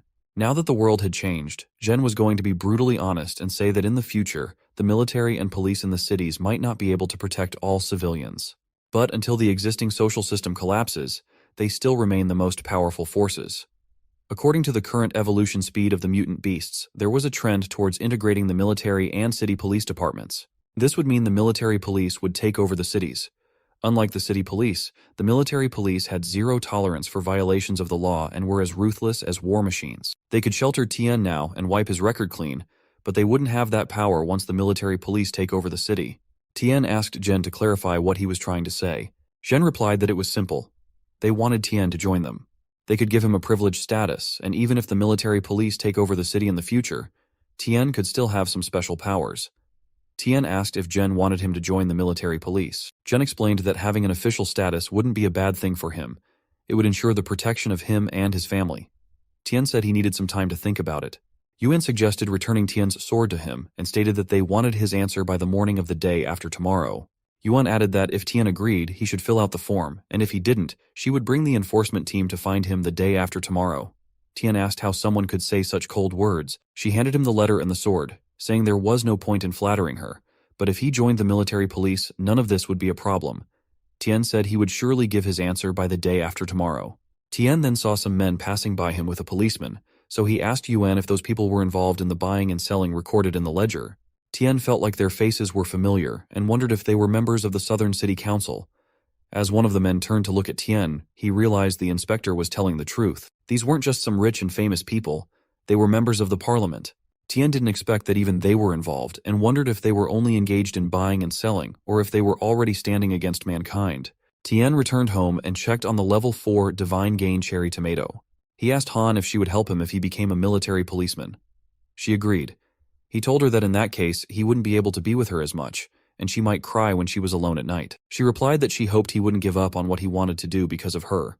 She reminded him that 3 years ago, he gave up his job and came back to run the farm, and she felt she had been dragging him down. He replied that she didn't do anything wrong. He made that choice on his own.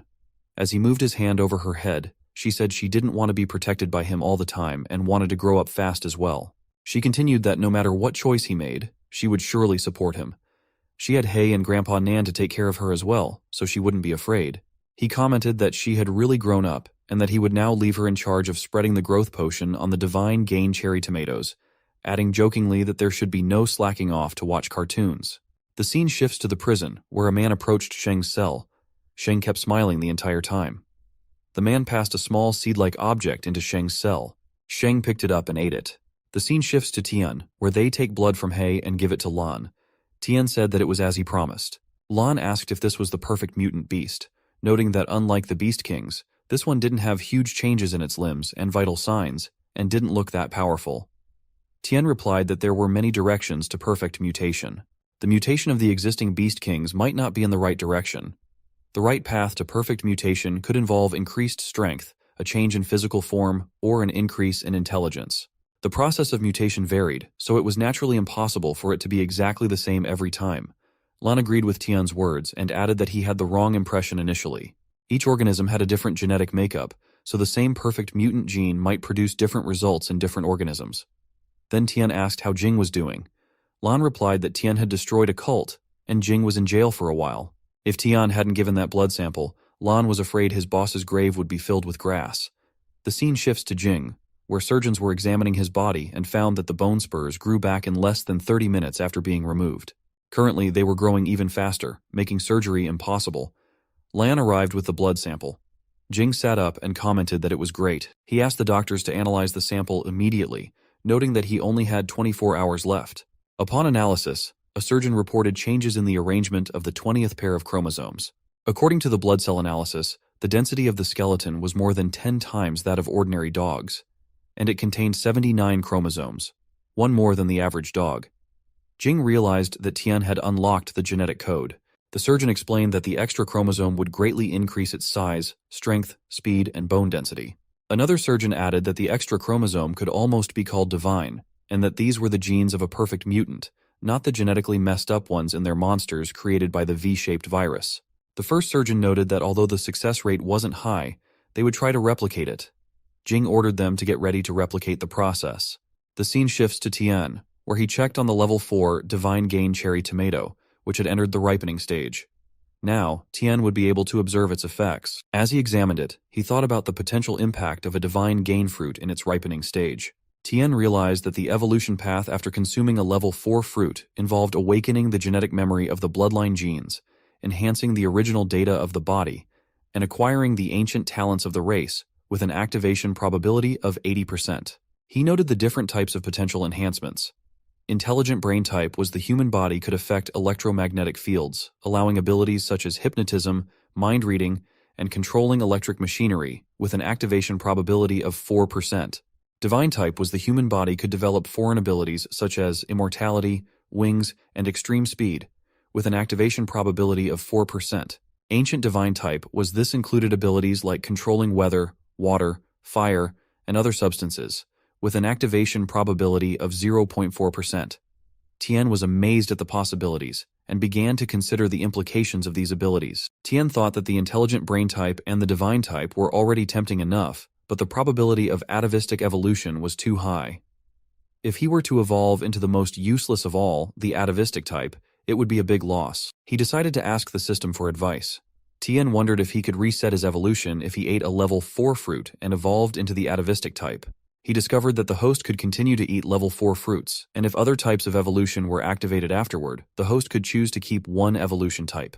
In other words, as long as he had enough divine gain fruits, he would eventually be able to evolve into the ancient divine type.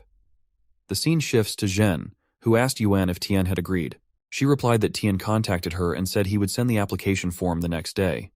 Zhen was happy to hear that and said that his trip to the southern side wasn't in vain. She asked if he was leaving. He replied that his superiors had already urged him enough, and he was planning to go back after finishing the cult case. He had only come to the southern side because he had been specially appointed by the Ministry of National Security to be in charge of recruiting special talents. Yuan commented that they had arrested Congressman Li and Guo for more than 10 hours, but the political department hadn't taken any action, and she felt that something was wrong.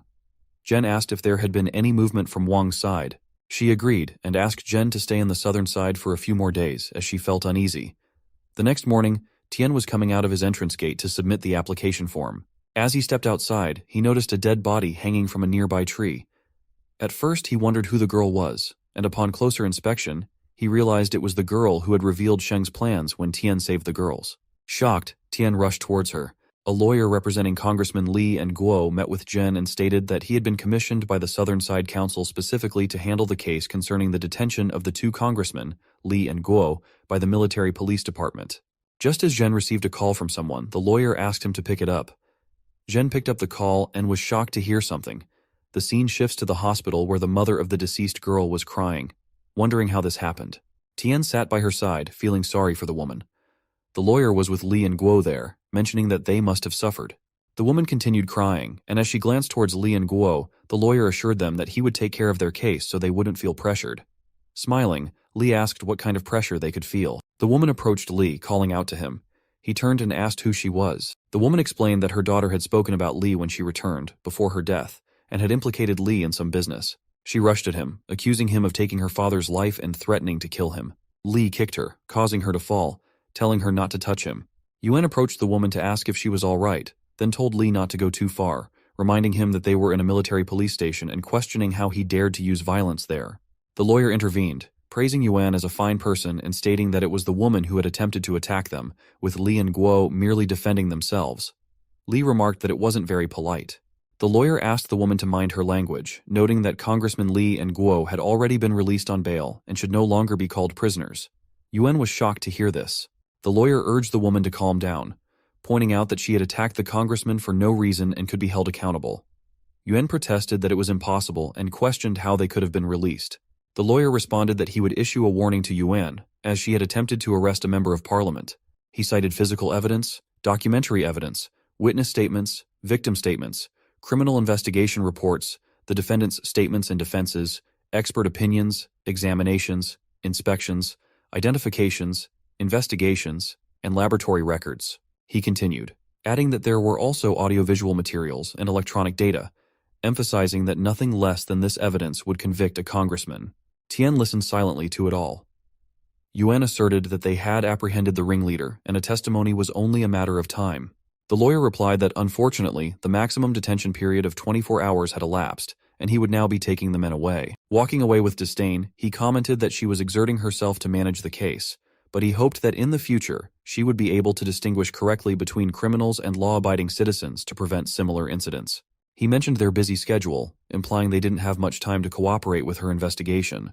Furthermore, he dismissed the credibility of the witness she mentioned, stating that the witness had already been diagnosed by a doctor and provided a psychiatric certificate, rendering their testimony invalid. She warned him not to assume it was over and vowed to keep watch. The lawyer asserted that it was a direct order from the Ministry of National Security. If she doubted him, she could verify with her superior officer. The lawyer concluded that he had simply followed formal procedures in his office to retrieve Li and Guo, and as promised, the witness would later be transferred to the custody of the Southern Side 4th Hospital. Yuan was shocked to hear this. Just then, the lawyer noticed Tian looking at him, and he felt a chill down his spine.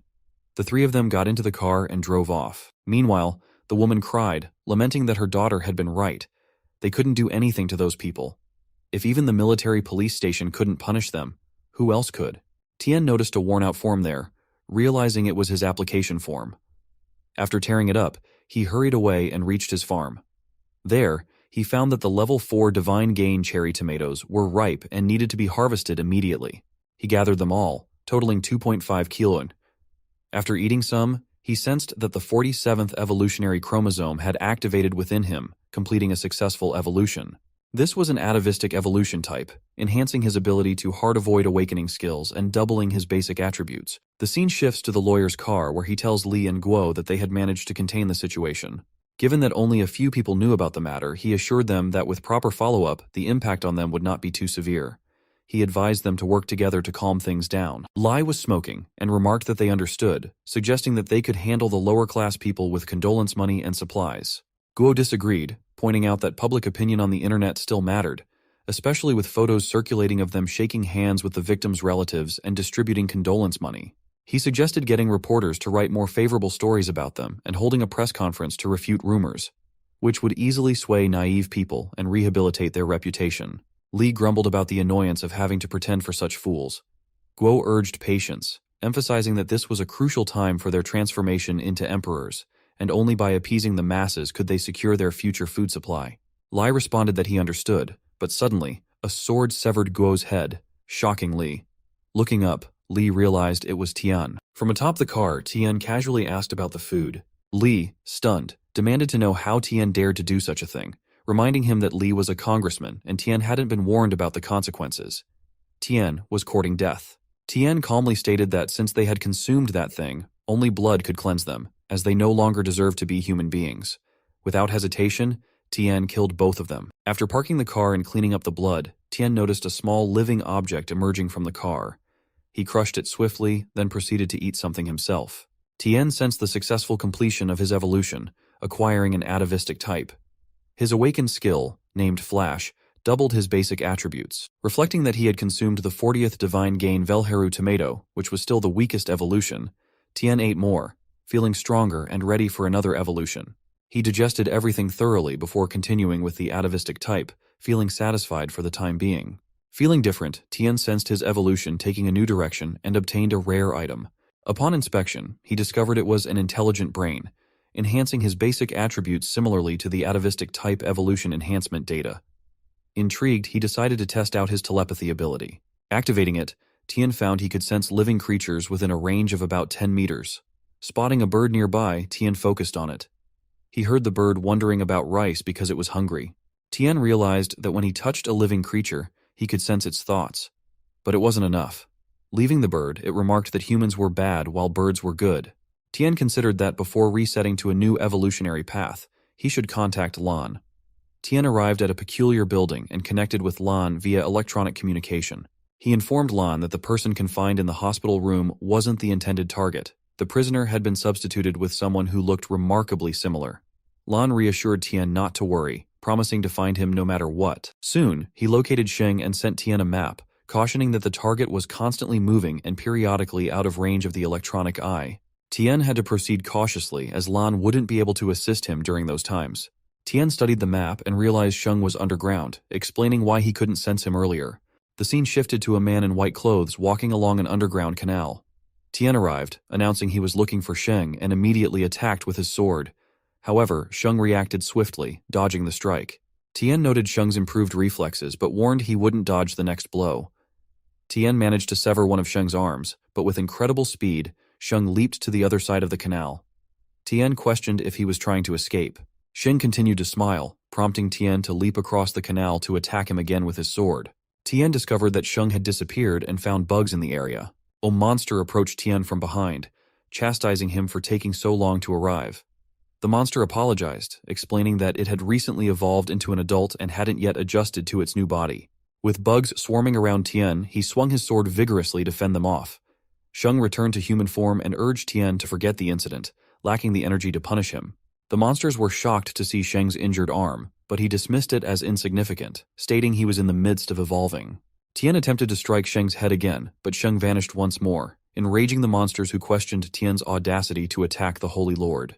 Sheng reappeared behind the monster, advising better control, while the bugs continued to swarm around him. The monster apologized, admitting its current lack of skill. Sheng ordered it to kill Tien. The monster agreed and approached Tien, promising Sheng that he would return to fetch him once he finished. Sheng insisted they forget it and leave Tien alive, needing to recharge after completing his evolution. The monster faced Tien directly. Tien charged at the monster, declaring his disdain for those who boast about themselves. Meanwhile, Sheng returned and had to return to his mother, deciding to pupate there, covering himself in white clothes. Tien battled the monster fiercely. The monster acknowledged Tien's difficulty, pondering how an ordinary human could possess powers similar to its own. Tien's appearance didn't suggest evolution, and the monster wondered why Tien could evade its attacks, as if predicting its moves. Tien thought he was toying with the monster to read its movements. As long as he focused, Tien knew every move the monster made. Tien asked if the monster knew him. The monster replied affirmatively, but noted Tien didn't recognize his opponent. The monster intended to give Tien a gift, admiring Tien's resilience and the beautiful scene of a girl hanging from a tree. Just then, he grabbed Tien's sword. Tien insisted the bugs should be flushed down the drain. The monster asked Tien if he knew who he was dealing with, dismissing him as just a mere human. Tien retaliated against the monster, triggering memories of a scene where Wang knelt before Sheng. Sheng told Wang not to settle for being a minor mayor, challenging him to work with Sheng instead. Sheng promised to grant Wang an immortal body and elevate him beyond ordinary humans. Wang eagerly agreed, stating he would do anything for eternal life. Sheng placed something in Wang's mouth, emphasizing the need for worship from believers, particularly young and lively women, as sustenance.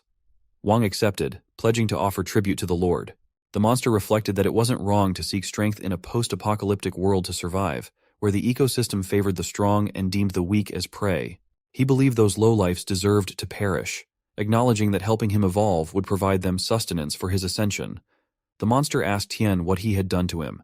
Tien thought delving into someone's mind was exhausting. He then opened his inventory and consumed an ancient, high-grade medicinal carrot, fully restoring his stamina. He told the monster that he had figured out his identity and hadn't expected Mayor Wang to be such a coward afraid of death. Curious, the monster asked how Tian knew Wang's real identity. Tian replied that he had read the monster's memories, filled with arrogance and extreme self-interest. The monster questioned how this was possible and speculated if Tian was an evolved human. He admitted he had never heard of an evolved human with such abilities in the southern region. According to the Holy Lord, evolution required consuming the fruits of hope. Tian asked if the monster meant those slimy, disgusting bug eggs, asserting that Sheng didn't need such a repulsive method for evolution. It was more like parasitism than true evolution. Perplexed, the monster asked what Tian meant. Tian explained that he had seen in the monster's consciousness how the bug's consciousness competed with him for control of his body. It was evident from the monster's subconscious that it was prepared to undergo evil evolution, and it was only a matter of time before Wang's consciousness disintegrated. Tian asked how long Wang's personality could endure before becoming a mindless monster. The monster warned Tian not to liken him to lowly ants, stating that the egg he consumed was second only to the prince's. Even if his consciousness could no longer dominate the body, he had become a superior being, shedding the fragile and useless human form. Tian wondered about the prince and speculated whether Sheng had consumed a higher-level egg. Nearby, he noticed a living body. Concerned, another monster suddenly attacked him. Tian marveled at how quickly it had hatched. Tian's hand is severed by the attack, causing him to fall into the canal. Wang congratulates Sheng on the birth of the prince. Sheng is angered that Wang couldn't kill a human and now has to do it himself. Wang denies this, saying that Tian was a Samsung evolver. Sheng, the monster, remarks that there really was a survivor on the southern side. Wang agrees, saying he wasn't good enough for that. Sheng adds that no matter how much he evolves, Tian is still a low elven human without any physical enhancements, and what a waste of the third-level eggs his mother gave Wang. Wang asks Sheng to look at Tian. Tian takes out the ancient medicine-grade carrot and eats it. Others are shocked at how a human can regenerate his hand. Sheng comments that it's interesting. Tian thinks that while the ancient medicine-grade carrots are easy to use, repairing flesh takes time, and if they notice this flaw, Tian will be in trouble. Sheng remarked that Tian's hand had grown back so fast that he changed his mind about wanting to kill Tian. He mentioned he'd like to have Tian's genes, but found the idea of just eating him boring, especially since Tian had many secrets. Instead, he proposed a deal. Tian asked to hear about this deal. Sheng replied that evolved beings like them, superior to human races, should unite forces. To put it simply, the land's poisoning had already caused a severe food shortage, compounded by evolving beast kings. Given current human technology, it was only a matter of time before humans were eliminated from Blue Star. Low-level, weak creatures like humans would become resources for the strong. Only the evolved could adapt well to the new environment. Sheng asked Tian to join them, seizing the southern side before major beast kings took over. They could enjoy food, survival resources, and higher evolution levels together. Didn't that impress Tian? A life ruled by them awaited. Tian replied that Sheng's speech was impressive, but it was a pity that humans weren't merely his blood bags, and he warned Sheng not to underestimate them. Sheng realized the negotiation had failed and expressed curiosity about Tian's abilities. Although now Tian could only be Sheng's nourishment, Sheng attacked Tian, telling him to go to hell. The scene shifted to Tian's house, where everyone else was farming. Han felt a sudden pain, causing her to drop the food from her hand. Nan asked what was wrong. She reassured them she was fine, attributing the pain to a sudden throbbing in her chest and dizziness. She believed she would feel better after some rest. She thought the sensation was intense, reminiscent of heart palpitations, and it gave her a sense of foreboding. Han asked Nan to continue collecting fruits, while Tian reminded them they needed to stock up on food before the second destruction wave arrived. Nan began to feel better and insisted she wouldn't hold them back. The scene shifted to Tian, who screamed. Sheng remarked that he had finally discovered Tian's secret. Tian could only repair his body after consuming that strange fruit.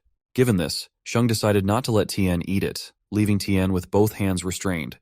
Sheng pointed out that it was now 2 against 1, yet Tian still posed a significant threat to his own kind. Uncertain of what to do next, Sheng admitted he couldn't bring himself to kill Tian. Meanwhile, Wang floated in the canal, injured by Tian. Sheng expressed growing curiosity about Tian's fruits. Ignoring Wang's pleas for help, Sheng offered Tian a deal. If Tian revealed his secret, Sheng would consider granting him a quick death. Just as Tian's small hummingbirds arrived to attack Sheng wondered why there were still more. Tian seemed relentless, pulling out all his cards. The firepower of the tiny creatures was useless against Sheng's hard armor. They were mere stray bullets that could be more dangerous if they hit their own side. Tian knew this, but it wasn't his purpose. Sheng remarked that the mosquitoes were noisy and wondered if they were supposed to tickle him. Tian struck Sheng's sword with a hummingbird, then swung his sword at Sheng. Sheng was surprised, and Tian noted that while the hard armor was troublesome, the joints were vulnerable. He landed a solid slash on Sheng, causing Sheng to scream loudly and injure his legs. Tian moved back, realizing he couldn't continue like this. He needed to improve. He took out some fruits to eat. Sheng fell to his knees, admitting he had just evolved and hadn't eaten anything yet. He lacked the energy to repair his body and felt extremely hungry. Wang asked Sheng to save him, explaining that the previous battle had drained his energy, making it impossible for him to stand. He pleaded with Sheng to take him back to Sheng's mother so Wang could repair his body. Wang emphasized that Sheng needed him to control the southern side and that evolving had taken Wang considerable effort. He didn't want to die. Sheng replied amidst the noise and his hunger, stating he had just evolved and needed something to eat. Lamenting his lack of energy, he compared Tian to a hard-to-catch flea, adding that he was in a terrible mood. Wang urged him to simply eat and not infiltrate the southern side's military police department, emphasizing his desire to live and the effort he had put into reaching his current state. Sheng clarified that Wang's role was to expedite food collection and that promoting him to level 3 was a reward for his hard work, though he hadn't anticipated Wang being so ineffective. He then mentioned that their mother was nearing the final stage of her evolution, predicting that once she emerged from her cocoon, their clan would control the entire southern side. And when the time came, Sheng's people would be able to produce as much as they wanted. He was so hungry and needed to eat to replenish his energy. Wang denied this, but Sheng killed him, stating that after being distracted for a little bit, they would be able to fix themselves again. However, it felt so good to eat a level 3 evolver, and Sheng felt energized. Tian realized on-screen that his atavistic awakening activated the bloodline's genetic memory, enhanced the body's original data, and acquired the ancient talents of his race, with an evolution probability of 80%. Tian was shocked that Sheng had eaten his own king, and there were no more fruits left in his inventory. After eating dozens of precious level 4 fruits in a row, all the acquired evolution types were of the atavistic type. Sheng commented that if he ate Tian as well, he would be able to level up his strength. Tian ate the last one, realizing that Sheng had become so fast that Tian couldn't escape. Sheng approached Tian closely, his pointed hand nearing Tian's eyes. Sheng was suddenly stopped by something and wondered what was happening, unable to move his body. Tian realized he had finally achieved it. The evolution path had reset, and evolution was completed successfully. The awakened skill was gravity mastery. Field expansion. The basic attributes remained the same, enhanced by atavistic evolution data. Tian thought that not only had the ancient divine type been restored, but also the super rare rule system. He understood that the ancient divine type evolution was categorized into elemental, superhuman, and rule systems. The composition of the Blue Star world was governed by rules such as gravity, acceleration, potential energy, and inertia. Mastering these fundamental and essential powers allowed one to become a god in the truest sense. Tian believed that the rule system was undoubtedly the most powerful evolutionary branch of the ancient divine type. He discovered that the range of gravity control was 3 meters. Field expansion allowed the range of gravity control to be expanded tenfold in a short period, but consumed a lot of mental and physical energy. He took control of Sheng's body, causing Sheng to scream. Tian landed a solid blow on Sheng. Sheng thought it was clear that Tian was only a level 3 evolver, yet he had become stronger than before. Tian believed that the power of the ancient divine type evolution was already formidable at level 1. Consuming level 4 or higher crops and meat would further increase his abilities. He wondered about the future evolutions this could bring and found it thrilling. His heart raced with excitement, relishing the incredible power and addictive satisfaction it brought. Exhausted and coughing, Sheng knelt down, pondering how Tian had become so powerful in an instant. Tian effortlessly shattered Sheng's hard armor with a strike through the air. Realizing he couldn't continue like this, Sheng decided to escape. He knew staying there would mean certain death, so he began to run away. Tian saw Sheng attempting to flee and chased after him, using his power, but it didn't work as expected. Tian realized he still lacked sufficient control over gravity. As Tian advanced, he found that Sheng had managed to escape, leaving a trail of blue blood behind him as he fled. Running, Sheng reached a giant hole where his mother was hatching. He apologized to her, admitting he hadn't lived up to her expectations and had failed, feeling deeply disappointed. Suddenly, there was a blast from the direction Tian had come. Tian entered and remarked that it turned out the sewer exit led to the ground floor of the municipal building, explaining why Sheng's actions had gone undetected by the military police. Wang had found a good hiding place for Sheng. Tian mused ironically that Sheng had never expected to die at the hands of the religious cult he personally worshipped. A lingering ghost of irony. Sheng reflected on his time with his mother as the floor began to shake. Finally, his mother finished evolving. She emerged from the hole, now giant as well. Tian commented that he had thought Sheng was desperate enough to consume his own kind of evolvers, and questioned who Sheng was referring to as mother. Sheng became angry and asked Tian who he was calling Likantahi. Despite his mother being the most loving in the world, she had a bad temper.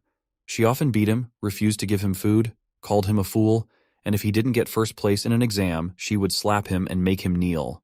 However, when they were surrounded by a group of mutant ants, she was the one who saved him while he ran away, feeling like a coward for leaving his mother. Tian thought Sheng was in good shape, but found him quite strange. Sheng told Tian he wouldn't allow him to say anything more and spoke rudely. Sheng told his mother that he was a bit hungry and low on energy, asking her to save him. After all, a newly evolved BDIT would still be weak. She agreed and said they could both stay together. Tian thought it wasn't good, especially when those monsters joined. He believed Sheng took the initiative to let the Break King devour him, wondering what the point was in going that far. It didn't seem right that those two merged. Suddenly, Sheng's body started shining brightly. The scene shifts to the research lab, where they were thrilled about successfully replicating the divine gene, which was a significant achievement. One of them immediately suggested informing Jing to inject it into his body. Suddenly, one man noticed the table shaking vigorously and wondered if something strange was happening. Another replied that he didn't feel anything unusual. The first man insisted they check the shaking equipment, but another dismissed it, stating Jing's life was more important. Meanwhile, a reporter was broadcasting that an abnormal seismic event had been detected at the municipal building, suspected to be caused by a high-level mutant beast. Military and police forces from the southern side surrounded the area, with helicopters circling overhead.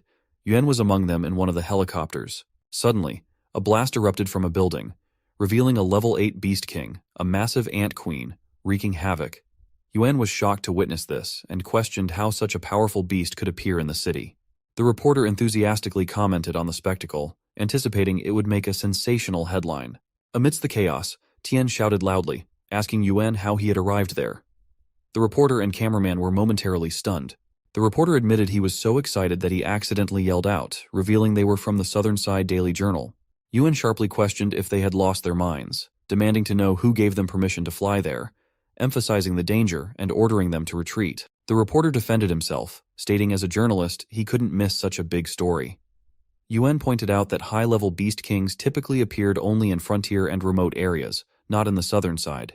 The reporter was elated at witnessing the high-level beast king firsthand and being the first to cover such a story. Soon, they noticed something suspicious around the beast king and instructed the cameraman to zoom in on the blue light moving near it. They zoomed in closely and discovered it was a human. Tian, flying there, considers that after altering his own gravity, he could achieve a floating state. By reducing the friction of his body and combining it with his improved attributes, he could speed up to incredible levels. However, maintaining afloat would continue to drain his mental and physical energy. He sees on the screen the ancient divine-type rune system human evolver and his skills. Gravity mastery, field expansion, with a range of 3 meters, can be leveled up by consuming crops above level 4. The field expansion allows him to expand his gravity mastery range tenfold in a short period, consuming a lot of mental and physical energy. He summons the insects, thinking the bugs would help replenish his wounds. At that rate, he cannot kill all the bugs, and moreover, the gravity mastery attack range is too small to cause any lethal damage to the Beast King. And there is also a steady stream of bugs to heal that would run out of energy at that rate.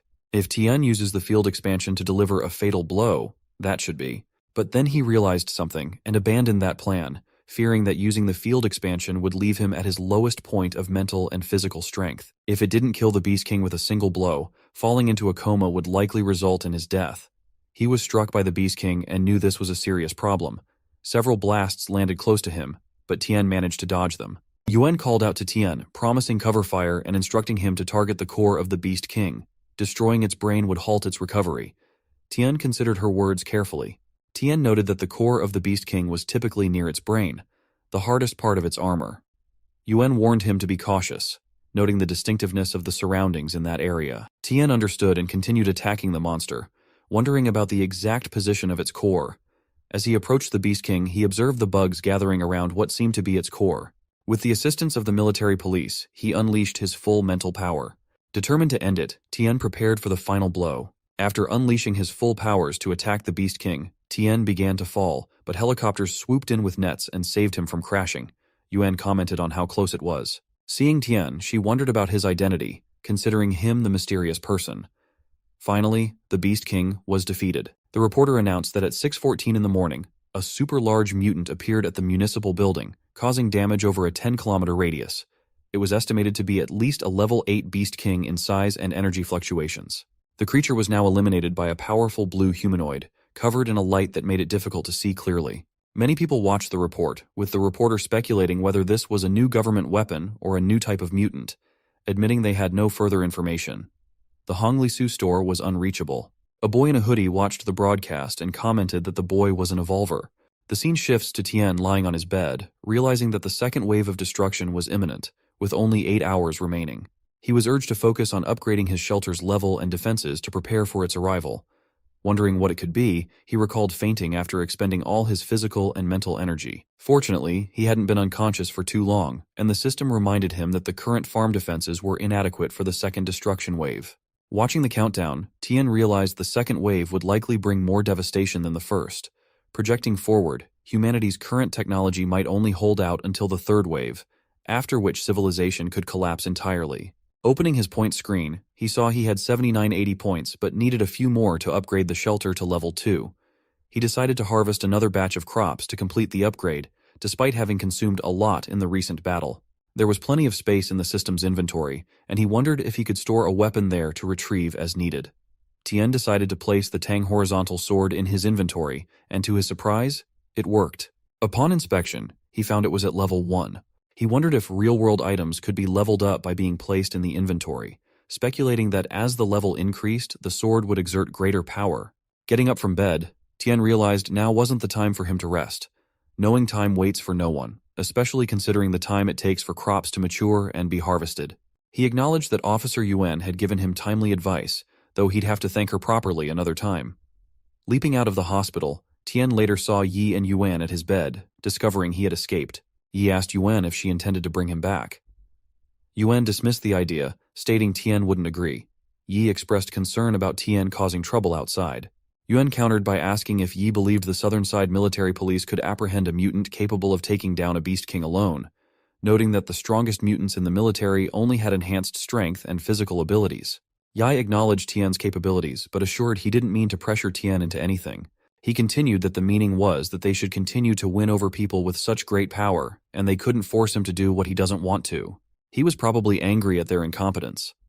Nowadays, the military police were so weak that they couldn't even protect a girl, and why would he trust them? Yuan said that she will convince her dad, too, and she didn't think that he had any ill intention towards humanity. On the contrary, he was on their side. Don't bother him yet, just wait and see what will happen. She was looking forward to how powerful Tina will be in the future. Yi asked her to go ahead and tell him. Then Tien reached back to his home. Han and Nan were so happy to see him back. Tien apologized for making them worry. All three hugged him, and Tien thought that he had gotten a lot stronger. But what about his superpower? Tien asked them to let him go. Han was lifted by him and told to keep lifting her. Tien saw Nan's body and commented that he had evolved as well. Nan agreed and said that he woke up like that Lady Day and he didn't know evolved him. Han asked him to see that she had gotten stronger as well. Tien saw the stats of Nan and Han and thought that the members had evolved into the atavistic type. He found that the anti-radiation corn and peppers had matured. Tien said that a new batch of crops had also ripened, so let's start harvesting, and they were going to upgrade their farm. Then all agreed, and upon getting the peppers, Tien thought that the camouflage chili pepper was a purple rare item. When consumed, it allows one to enter a state of camouflage for 10 minutes, blending in with the surrounding environment and evading sound wave detectors, thermal imaging technology, and optical detectors. He thought that now the points were enough. He was asked again if he was sure that he wanted to spend 80 W points on the level 2 shelter upgrade coupon. He found that after the upgrade, the shelter's defense strength and area would be greatly increased, and the shelter privilege would be granted. The player would also receive a new skill named Flaw Mastery. Tien purchased that, and the upgrading started automatically. As it was upgrading, he saw that there were now 3 hours left for the second destruction wave. The original shelter's properties were preserved while livestock sheds were renovated. The fish pond and planting field were also renovated. A thermal energy detection radar tower was built with a range of 30 kilometers, and an electromagnetic interference radar tower was constructed with a 20-kilometer interference range. Turrets were under construction. When Han saw the fish pond, she remarked that it had become so big, resembling an artificial lake. Tien found that the upgrade was completed. The planting field had been expanded to 300 acres, the livestock area to 3 acres, and the fishing area to 5 acres. Tien was congratulated on successfully upgrading the shelter to level 2 and received a gift package, unlocking the permission disguise and the skill Life Flaw Mastery. Tien thought it now resembled a military fortress, which was cool but still somewhat conspicuous. He considered hiding the appearance of the level 2 shelter to make it appear like level 1. It disguised itself as before, and Tien thought that activating the disguise would make outsiders see the old, dilapidated farm as it was before. This would save him from many problems. He had just unlocked a new skill. He discovered that at level 1, he could see the data of all objects, while at level 2, he could see the flaws in all living things and identify their most fatal weaknesses. He wondered about these fatal weaknesses and how he could use this power against others, understanding if there were any limitations on the use of flaw mastery by the system. He found that there were none. No race or being in the world was without weaknesses. Even the rarest ancient divine evolvers had hidden flaws. Tien realized that with this skill, he could defeat evolved beings in the future with a single move. He also noticed that his level 4 divine gain, the cherry tomatoes, had ripened and he was asked to harvest them as soon as possible. Tien thought that with this skill, he could potentially reset Han's evolutionary direction. If he didn't insist on ancient divine types, these fruits should be enough for Han and him to complete their evolution. Han and Hei both picked tomatoes to eat. Han told Tien that she was the one who kept resetting, and they were all atavistic. She felt like she was going to be sick. He replied that if she ate some more, maybe she would win the next one and couldn't lose to Hei. She replied that she wouldn't lose and started eating several tomatoes. Hei was shocked to see that. Suddenly, something happened, and Han admitted she did that. Tien found her intelligent brain evolver skill was magnetic field mastery of the Eye of Truth and appreciated her. They noticed something happened to Hei as well. Han was happy and commented that it was so cool. Tien realized it was the Sacred Beast skill, King's Pressure. He found that there were 30 seconds left for the second destruction wave. The scene shifted to Jing, who had just been injected with the good virus. He was asked how he was feeling. Jing replied that he was in very good shape now, not just because his physical state had fully recovered, but also because he believed he had successfully replicated the divine gene and become a pioneer in the era of the gods. He found that he couldn't stop trembling. The last 5 seconds of the second wave of destruction started. As it finished, the water waves came so badly, totally changing the weather. Tien thought that the active, flowing water life on Earth would disappear from there, with the third destruction wave coming in 60 days. Tien was determined to savor that period. He thought about the water sources when suddenly a gigantic circle formed in the sky, causing lightning strikes. The scene shifted to a ship in the middle of the sea where they discovered that the ship wasn't receiving any signals or radar. All communications were lost. A crew member called the captain to come out and see the ocean. As they checked, they were shocked. The captain wondered about their mutated sea creatures and noticed that the color of the ocean had become strangely unnatural. They questioned if this was only in their area or if it affected all water sources. The entire sea turned red, teeming with mutated creatures. A man was getting closer to the divine gene, and by obtaining it, he said that he didn't expect Jing to be able to actually create it. Just as a skeleton tail came to grab the divine gene and cause some damage to the man's hand, the man asked who the person was that dared to do such a thing. He found Jing and said that his evolution had been very successful and that he arrived so quickly, so the man must have triggered something. Jing came in front of the man, asking how he got the password for the safe box. The man replied that Jing was indeed a descendant of their family, and the headquarters was right to leave that responsibility to Jing as he had truly extracted the divine gene. Jing realized that it was Ming and asked how Ming had come there. Ming replied that he came to deliver orders from the headquarters and then referred to Jing as his brother, stating that from that day, all of Jing's research projects in the southern region would be taken over by Ming, and that Jing had to return to the headquarters that day to report on his work. Jing asked if Ming was the only one there. Ming replied that it was obvious he hadn't come alone and that Jing's evolution data had been reported to him a long time ago. So how could he have come without any preparation? Then a lot of men came up behind Jing with guns. Jing didn't understand and asked what Ming was talking about. Ming replied that it seemed Jing had a personal agenda. Why didn't Jing report the successful research to the headquarters immediately? Was he trying to monopolize the achievement? Even if they hadn't seen each other for a few years, Ming remarked that Jing was still the same. Domineering, shameless, and justifiably robbing him of everything, calling it profit recovery instead of robbery. The headquarters and the Bai family had given Jing everything, including research funding and technical support, so his results should naturally be shared with them. But Jing didn't have to worry. He had created such great benefits for the headquarters that even if he returned now, he would still receive a huge reward.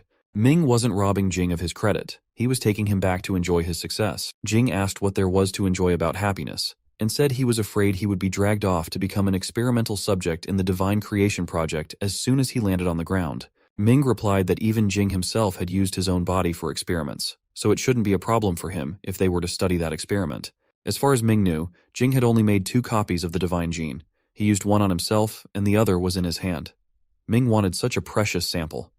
Lan and the other researchers arrived as well. Lan told Jing that he didn't have anything to do with their family, and as he was a worker, he should be allowed to leave. Ming commented that such an important person couldn't leave like that. Jing asked Ming if he thought he could use them to threaten him. Ming agreed and said that by taking control of the Southern Side Research Institute, he could show Jing that even though Jing had evolved, he was still a human with a mortal body. He couldn't remain unscathed in the face of their many guns. Ming told Jing to stop making meaningless resistance and to hand over the divine gene obediently, as his current situation was sad and embarrassing. Jing thought that with his current physical strength, there wasn't any way he could withstand that many assault rifles. But with the blessings of extreme speed, he should be able to escape.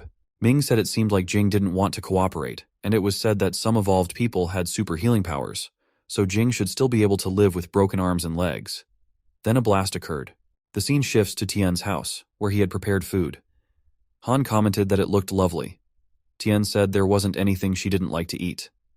Nan asked Tian why there was a feast. Tian replied that it was to celebrate the fact that they had all the evolutionary directions, and as a result, he put a lot of effort into the meal, adding many high-grade ingredients. He mentioned that the second destruction wave had occurred and everyone was still at level 1, so he wanted to see everyone level up sooner.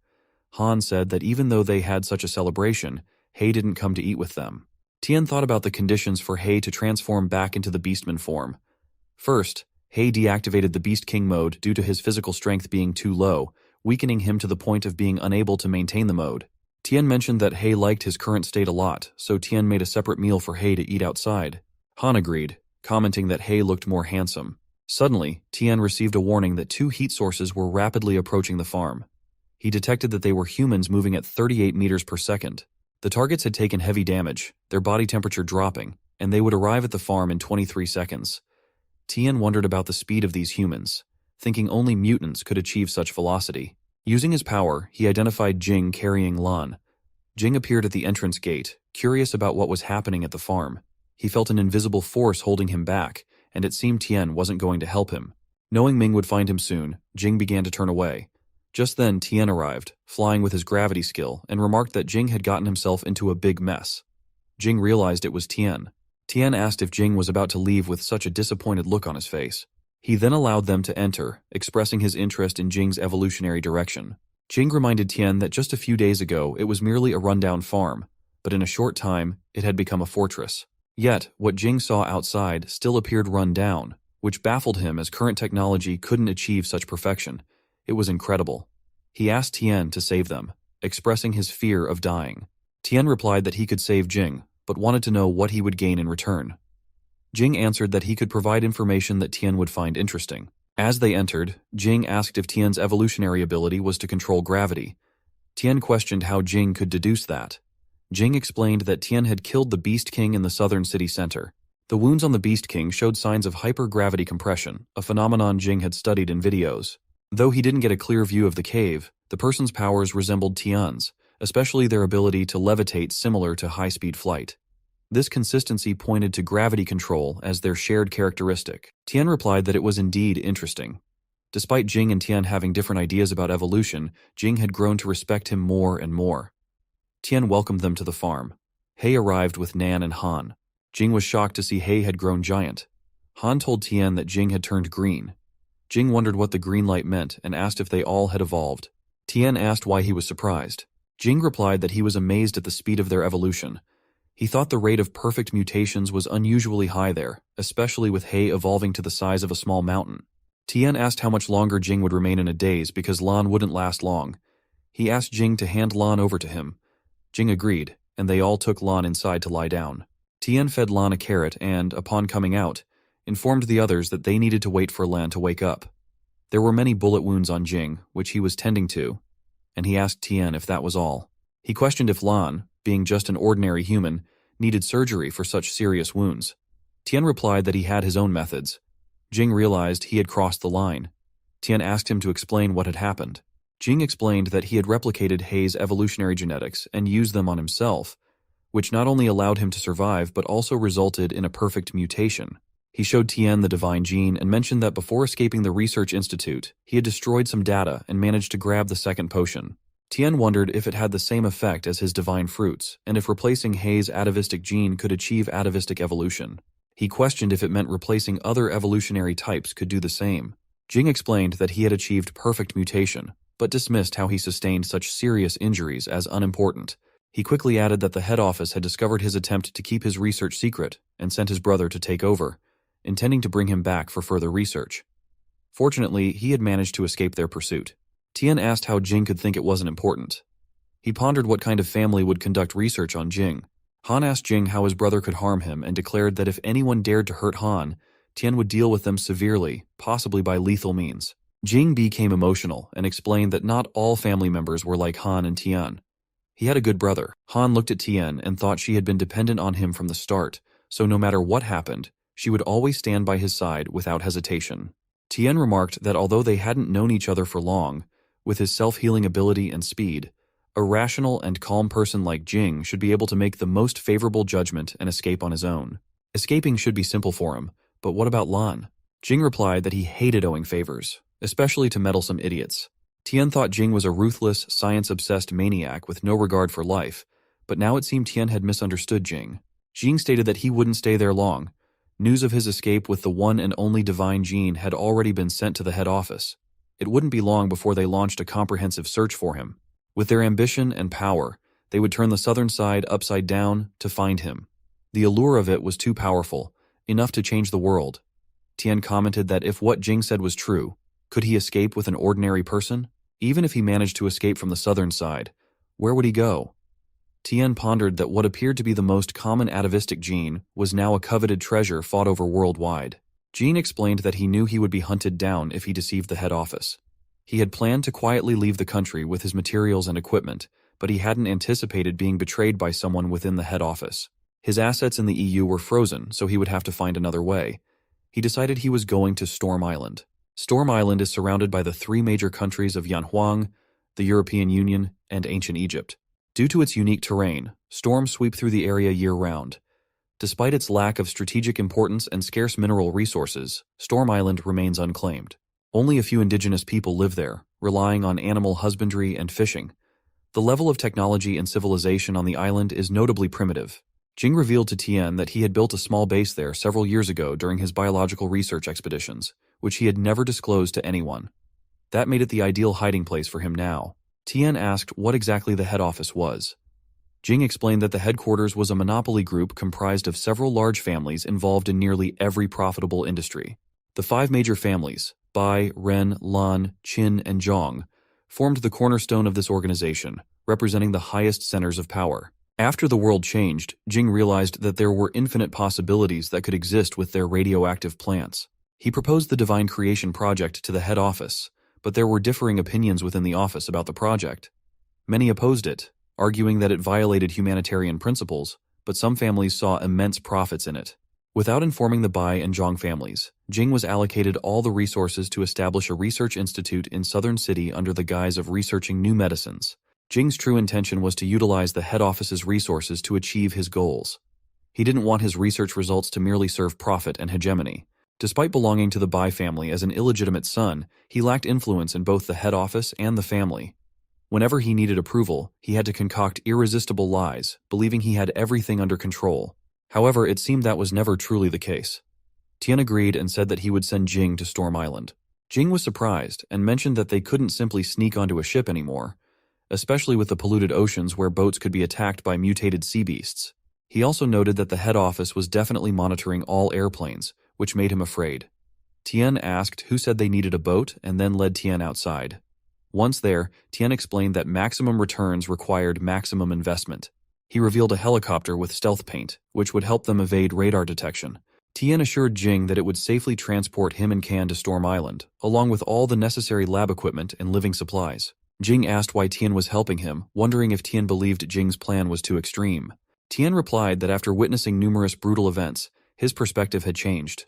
He emphasized the urgent need for radical changes in the human environment, especially given the pollution of the seas. Tian added that if Jing accepted his investment, Jing would need to adjust some of his concepts. Jing said that if Tian really helped him reach Storm Island with all his equipment, he promised that someday in the future, when Tian needed him, Jing would travel thousands of miles to help him, disregarding any opposition, and clear the world for him. They shook hands, and Tian reminded Jing to remember his promise. Until they were sent away, Jing couldn't live or eat at Tian's place, so he asked for help in feeding the sheep for a few days. The scene shifted to Ming, who was speaking with his father and seemed angry that Jing had resisted. Ming hadn't expected that outcome despite making extensive preparations. He acknowledged Jing's unexpectedly strong evolutionary abilities, but reassured his father not to worry, stating that Jing wouldn't get far. Ming had already dispatched people to inspect and monitor all airlines and transportation hubs throughout the southern region. Additionally, the medical industry was under their control. Jing was just an ordinary person, heavily injured and without access to systematic medical treatment. It was certain he wouldn't survive for long. As soon as he appeared, they would catch him immediately. Father remarked that despite everything, Jing was still a member of their family, and they couldn't easily explain if they harmed him. Ming replied that whether Lan lived or died had nothing to do with their family. Father ordered Ming to handle the matter, to which Ming assured him to leave it to him. Father then mentioned hearing that Jing had achieved perfect mutation. Ming confirmed this. Father continued, expressing surprise that his own son was the first perfect mutant among the 5 major families. He noted that if not for Jing's deviant thoughts, making Jing his heir would have been a good choice. He emphasized that the family's heir must excel in every aspect, urging Ming not to disappoint him. Ming responded that if he couldn't capture Jing within 3 days, he would relinquish all his privileges in the head office and the family. Father reminded him that it was a promise Ming had made, expecting good news in 3 days. The call ended, and Ming instructed a man to bring Ren because he wanted to ask her some questions personally. The man agreed. Jing was doing what Tian told him, feeding the pigs, while Tian sat nearby commenting that Jing was too stingy with his work. Jing replied that he had been doing such tasks since he was 8 years old. Tian mentioned that even the young master of the Bai family had done similar work before. Jing explained that he was an illegitimate child in his family and lived with his mother until he turned 8. If the family hadn't been so thinly spread, they might never have acknowledged his existence. But he didn't mind. He didn't feel like a true member of the family, but having their surname provided him with the resources he needed. Tian thought it sounded like the scandalous dramas of wealthy families were really true. He received notifications on his phone, and Jing asked what was going on. Tian replied that he had something interesting to discuss with him. The scene then shifted to Ming, who wanted Ren to tell her everything about the people Jing had interacted with since arriving in the southern region, but the information gathered didn't differ from what Ming already knew from her sources. Ren told him that Jing had destroyed a lot of data before leaving the institute, so there wasn't much information she could provide. He asked if there was anything special. She replied that all the information she had was already shared, and since he was an insider, he should know she hadn't spent much time with Jing. Ming commented that Ren seemed somewhat hostile towards Jing. Ren said it might be because of Jing's questioning and his destruction of her carefully prepared laboratory after arriving quietly in the southern region. Ming explained that the decision was made by the 3 families because Jing had stolen the divine gene belonging to them and betrayed them. Ren thought that judging from the seriousness the headquarters had placed on the matter, the power of the potion must be far beyond her imagination. She pondered on the divine gene and considered those inhuman monsters in the research lab. Besides the mutation of Jing's body after injecting the semi-finished product, the result of that genetic alteration was Liang's death.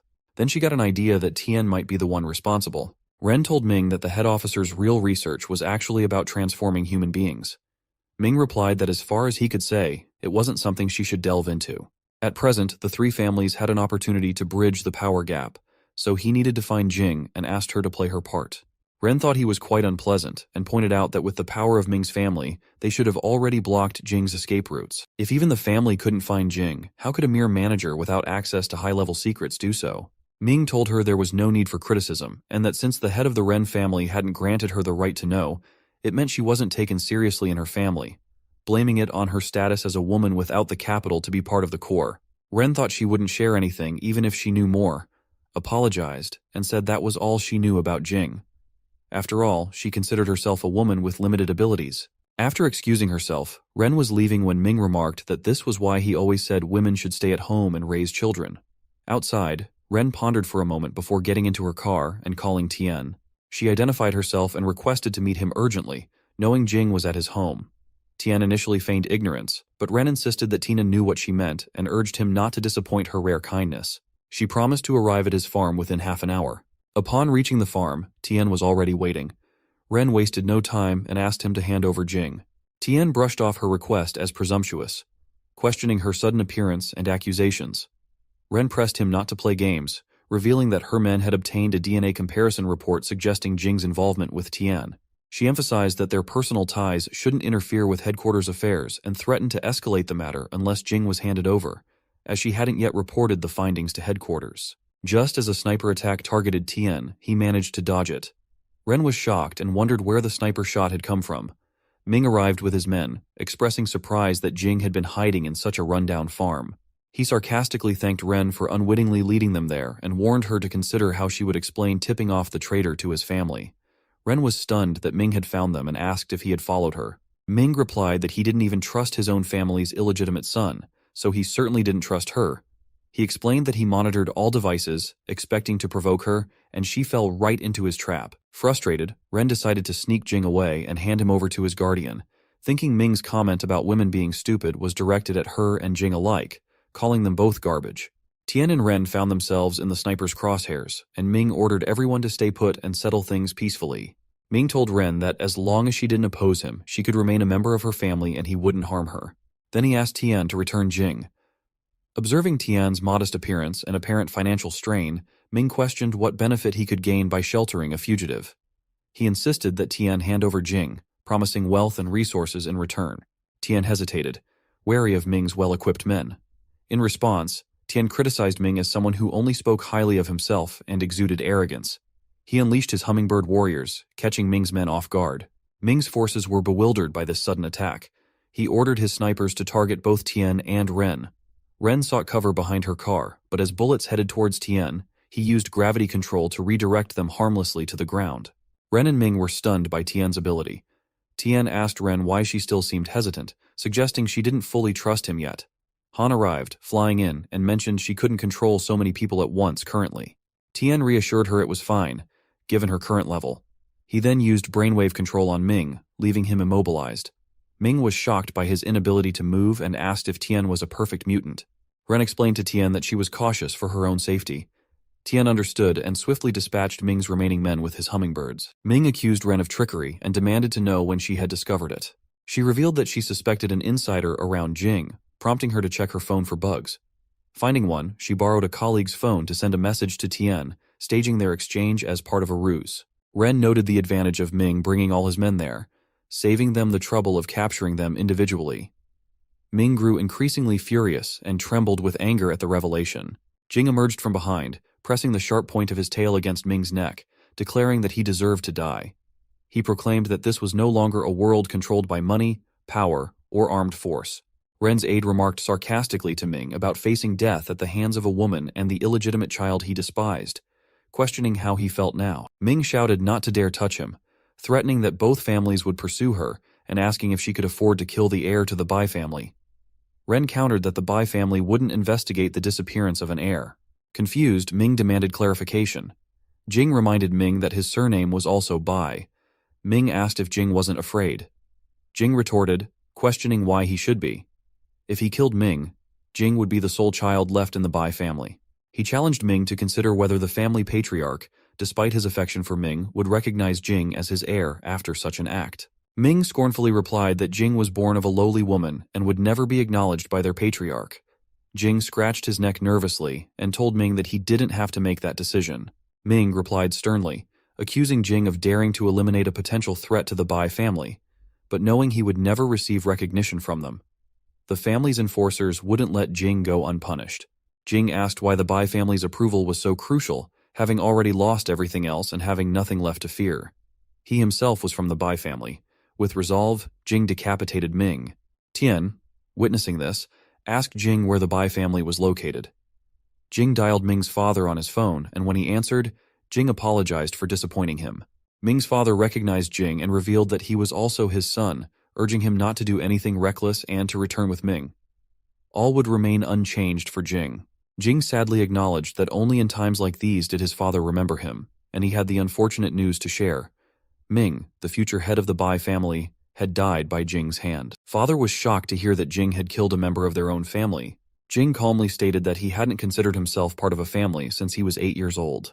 He formally informed his father that if the search for him continued, he would willingly surrender his assets to the authorities or to Zeus Pharmaceuticals and Lion King Corporation, entities interested in his discoveries. Now, as the sole heir to the Bai family, Jing asserted his right to inherit, suggesting that if his father wanted to preserve their kinship, he should allow Jing to lead the family into prosperity after his passing.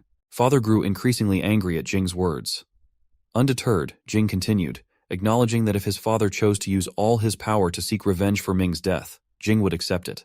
However, he warned his father that as long as he was alive, he would dismantle the Bai family and bring ruin to anyone bearing the Bai surname, ensuring they met their end disgracefully. Jing declared he would not return to Yanhuang anytime soon, advising his father to take care of himself. He cautioned that if his father exhausted himself with anger, the Bai family might not survive until the day Jing chose to return. Then he ended the call and noticed that Lan was piloting the helicopter, which had landed in the field. Tian asked Jing if his father would compromise, noting that even the most level-headed person would become distraught upon hearing of their beloved son's death. Jing smiled wryly and remarked that this was the dilemma of holding a position of power. Despite immense anger, one must remain composed and weigh the consequences thoughtfully.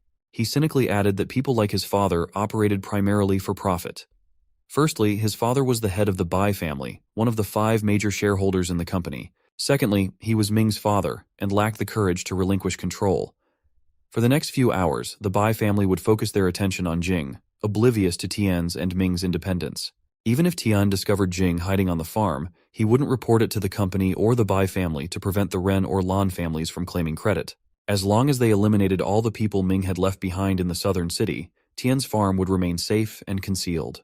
Ren asked what Jing thought of her, considering she also played a role in Ming's demise, putting them in the same predicament. Jing explained that it wasn't that he didn't want to trust her, but he couldn't see a compelling reason for her to help him.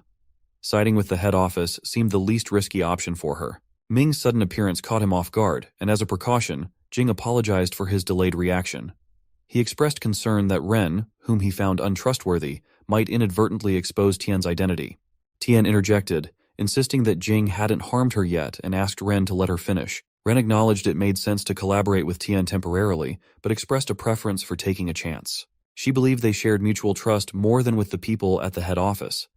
Additionally, Ren mentioned a sexist comment she had overheard from Ming, which irked her. She noted many differences in treatment among the 5 major families based on gender and bloodline. Ren had decided to assist Jing, hoping it would help her ascend to become the head of her family. She found it amusing to think about the reactions of their male counterparts when 2 unwanted children seized power. She asked Jing if he looked forward to that day. Jing found her perspective intriguing. Afterward, Jing and Lan departed in the helicopter. Observing the city's devastation, Lan remarked that Tian had effectively cleaned up all the mess, erasing every trace. He then asked Jing if he had accepted Tian's request. Jing recalled Tian's insistence that he couldn't condone human experimentation without the individual's consent. Jing had promised to modify the executive program accordingly. Jing paused, reflecting that enforcing the Nuremberg Code in such an apocalyptic world seemed naive, but he recognized the need for some rules to restrain himself from descending into moral oblivion too swiftly. Besides, survival had become so challenging that experimental subjects wouldn't be in short supply.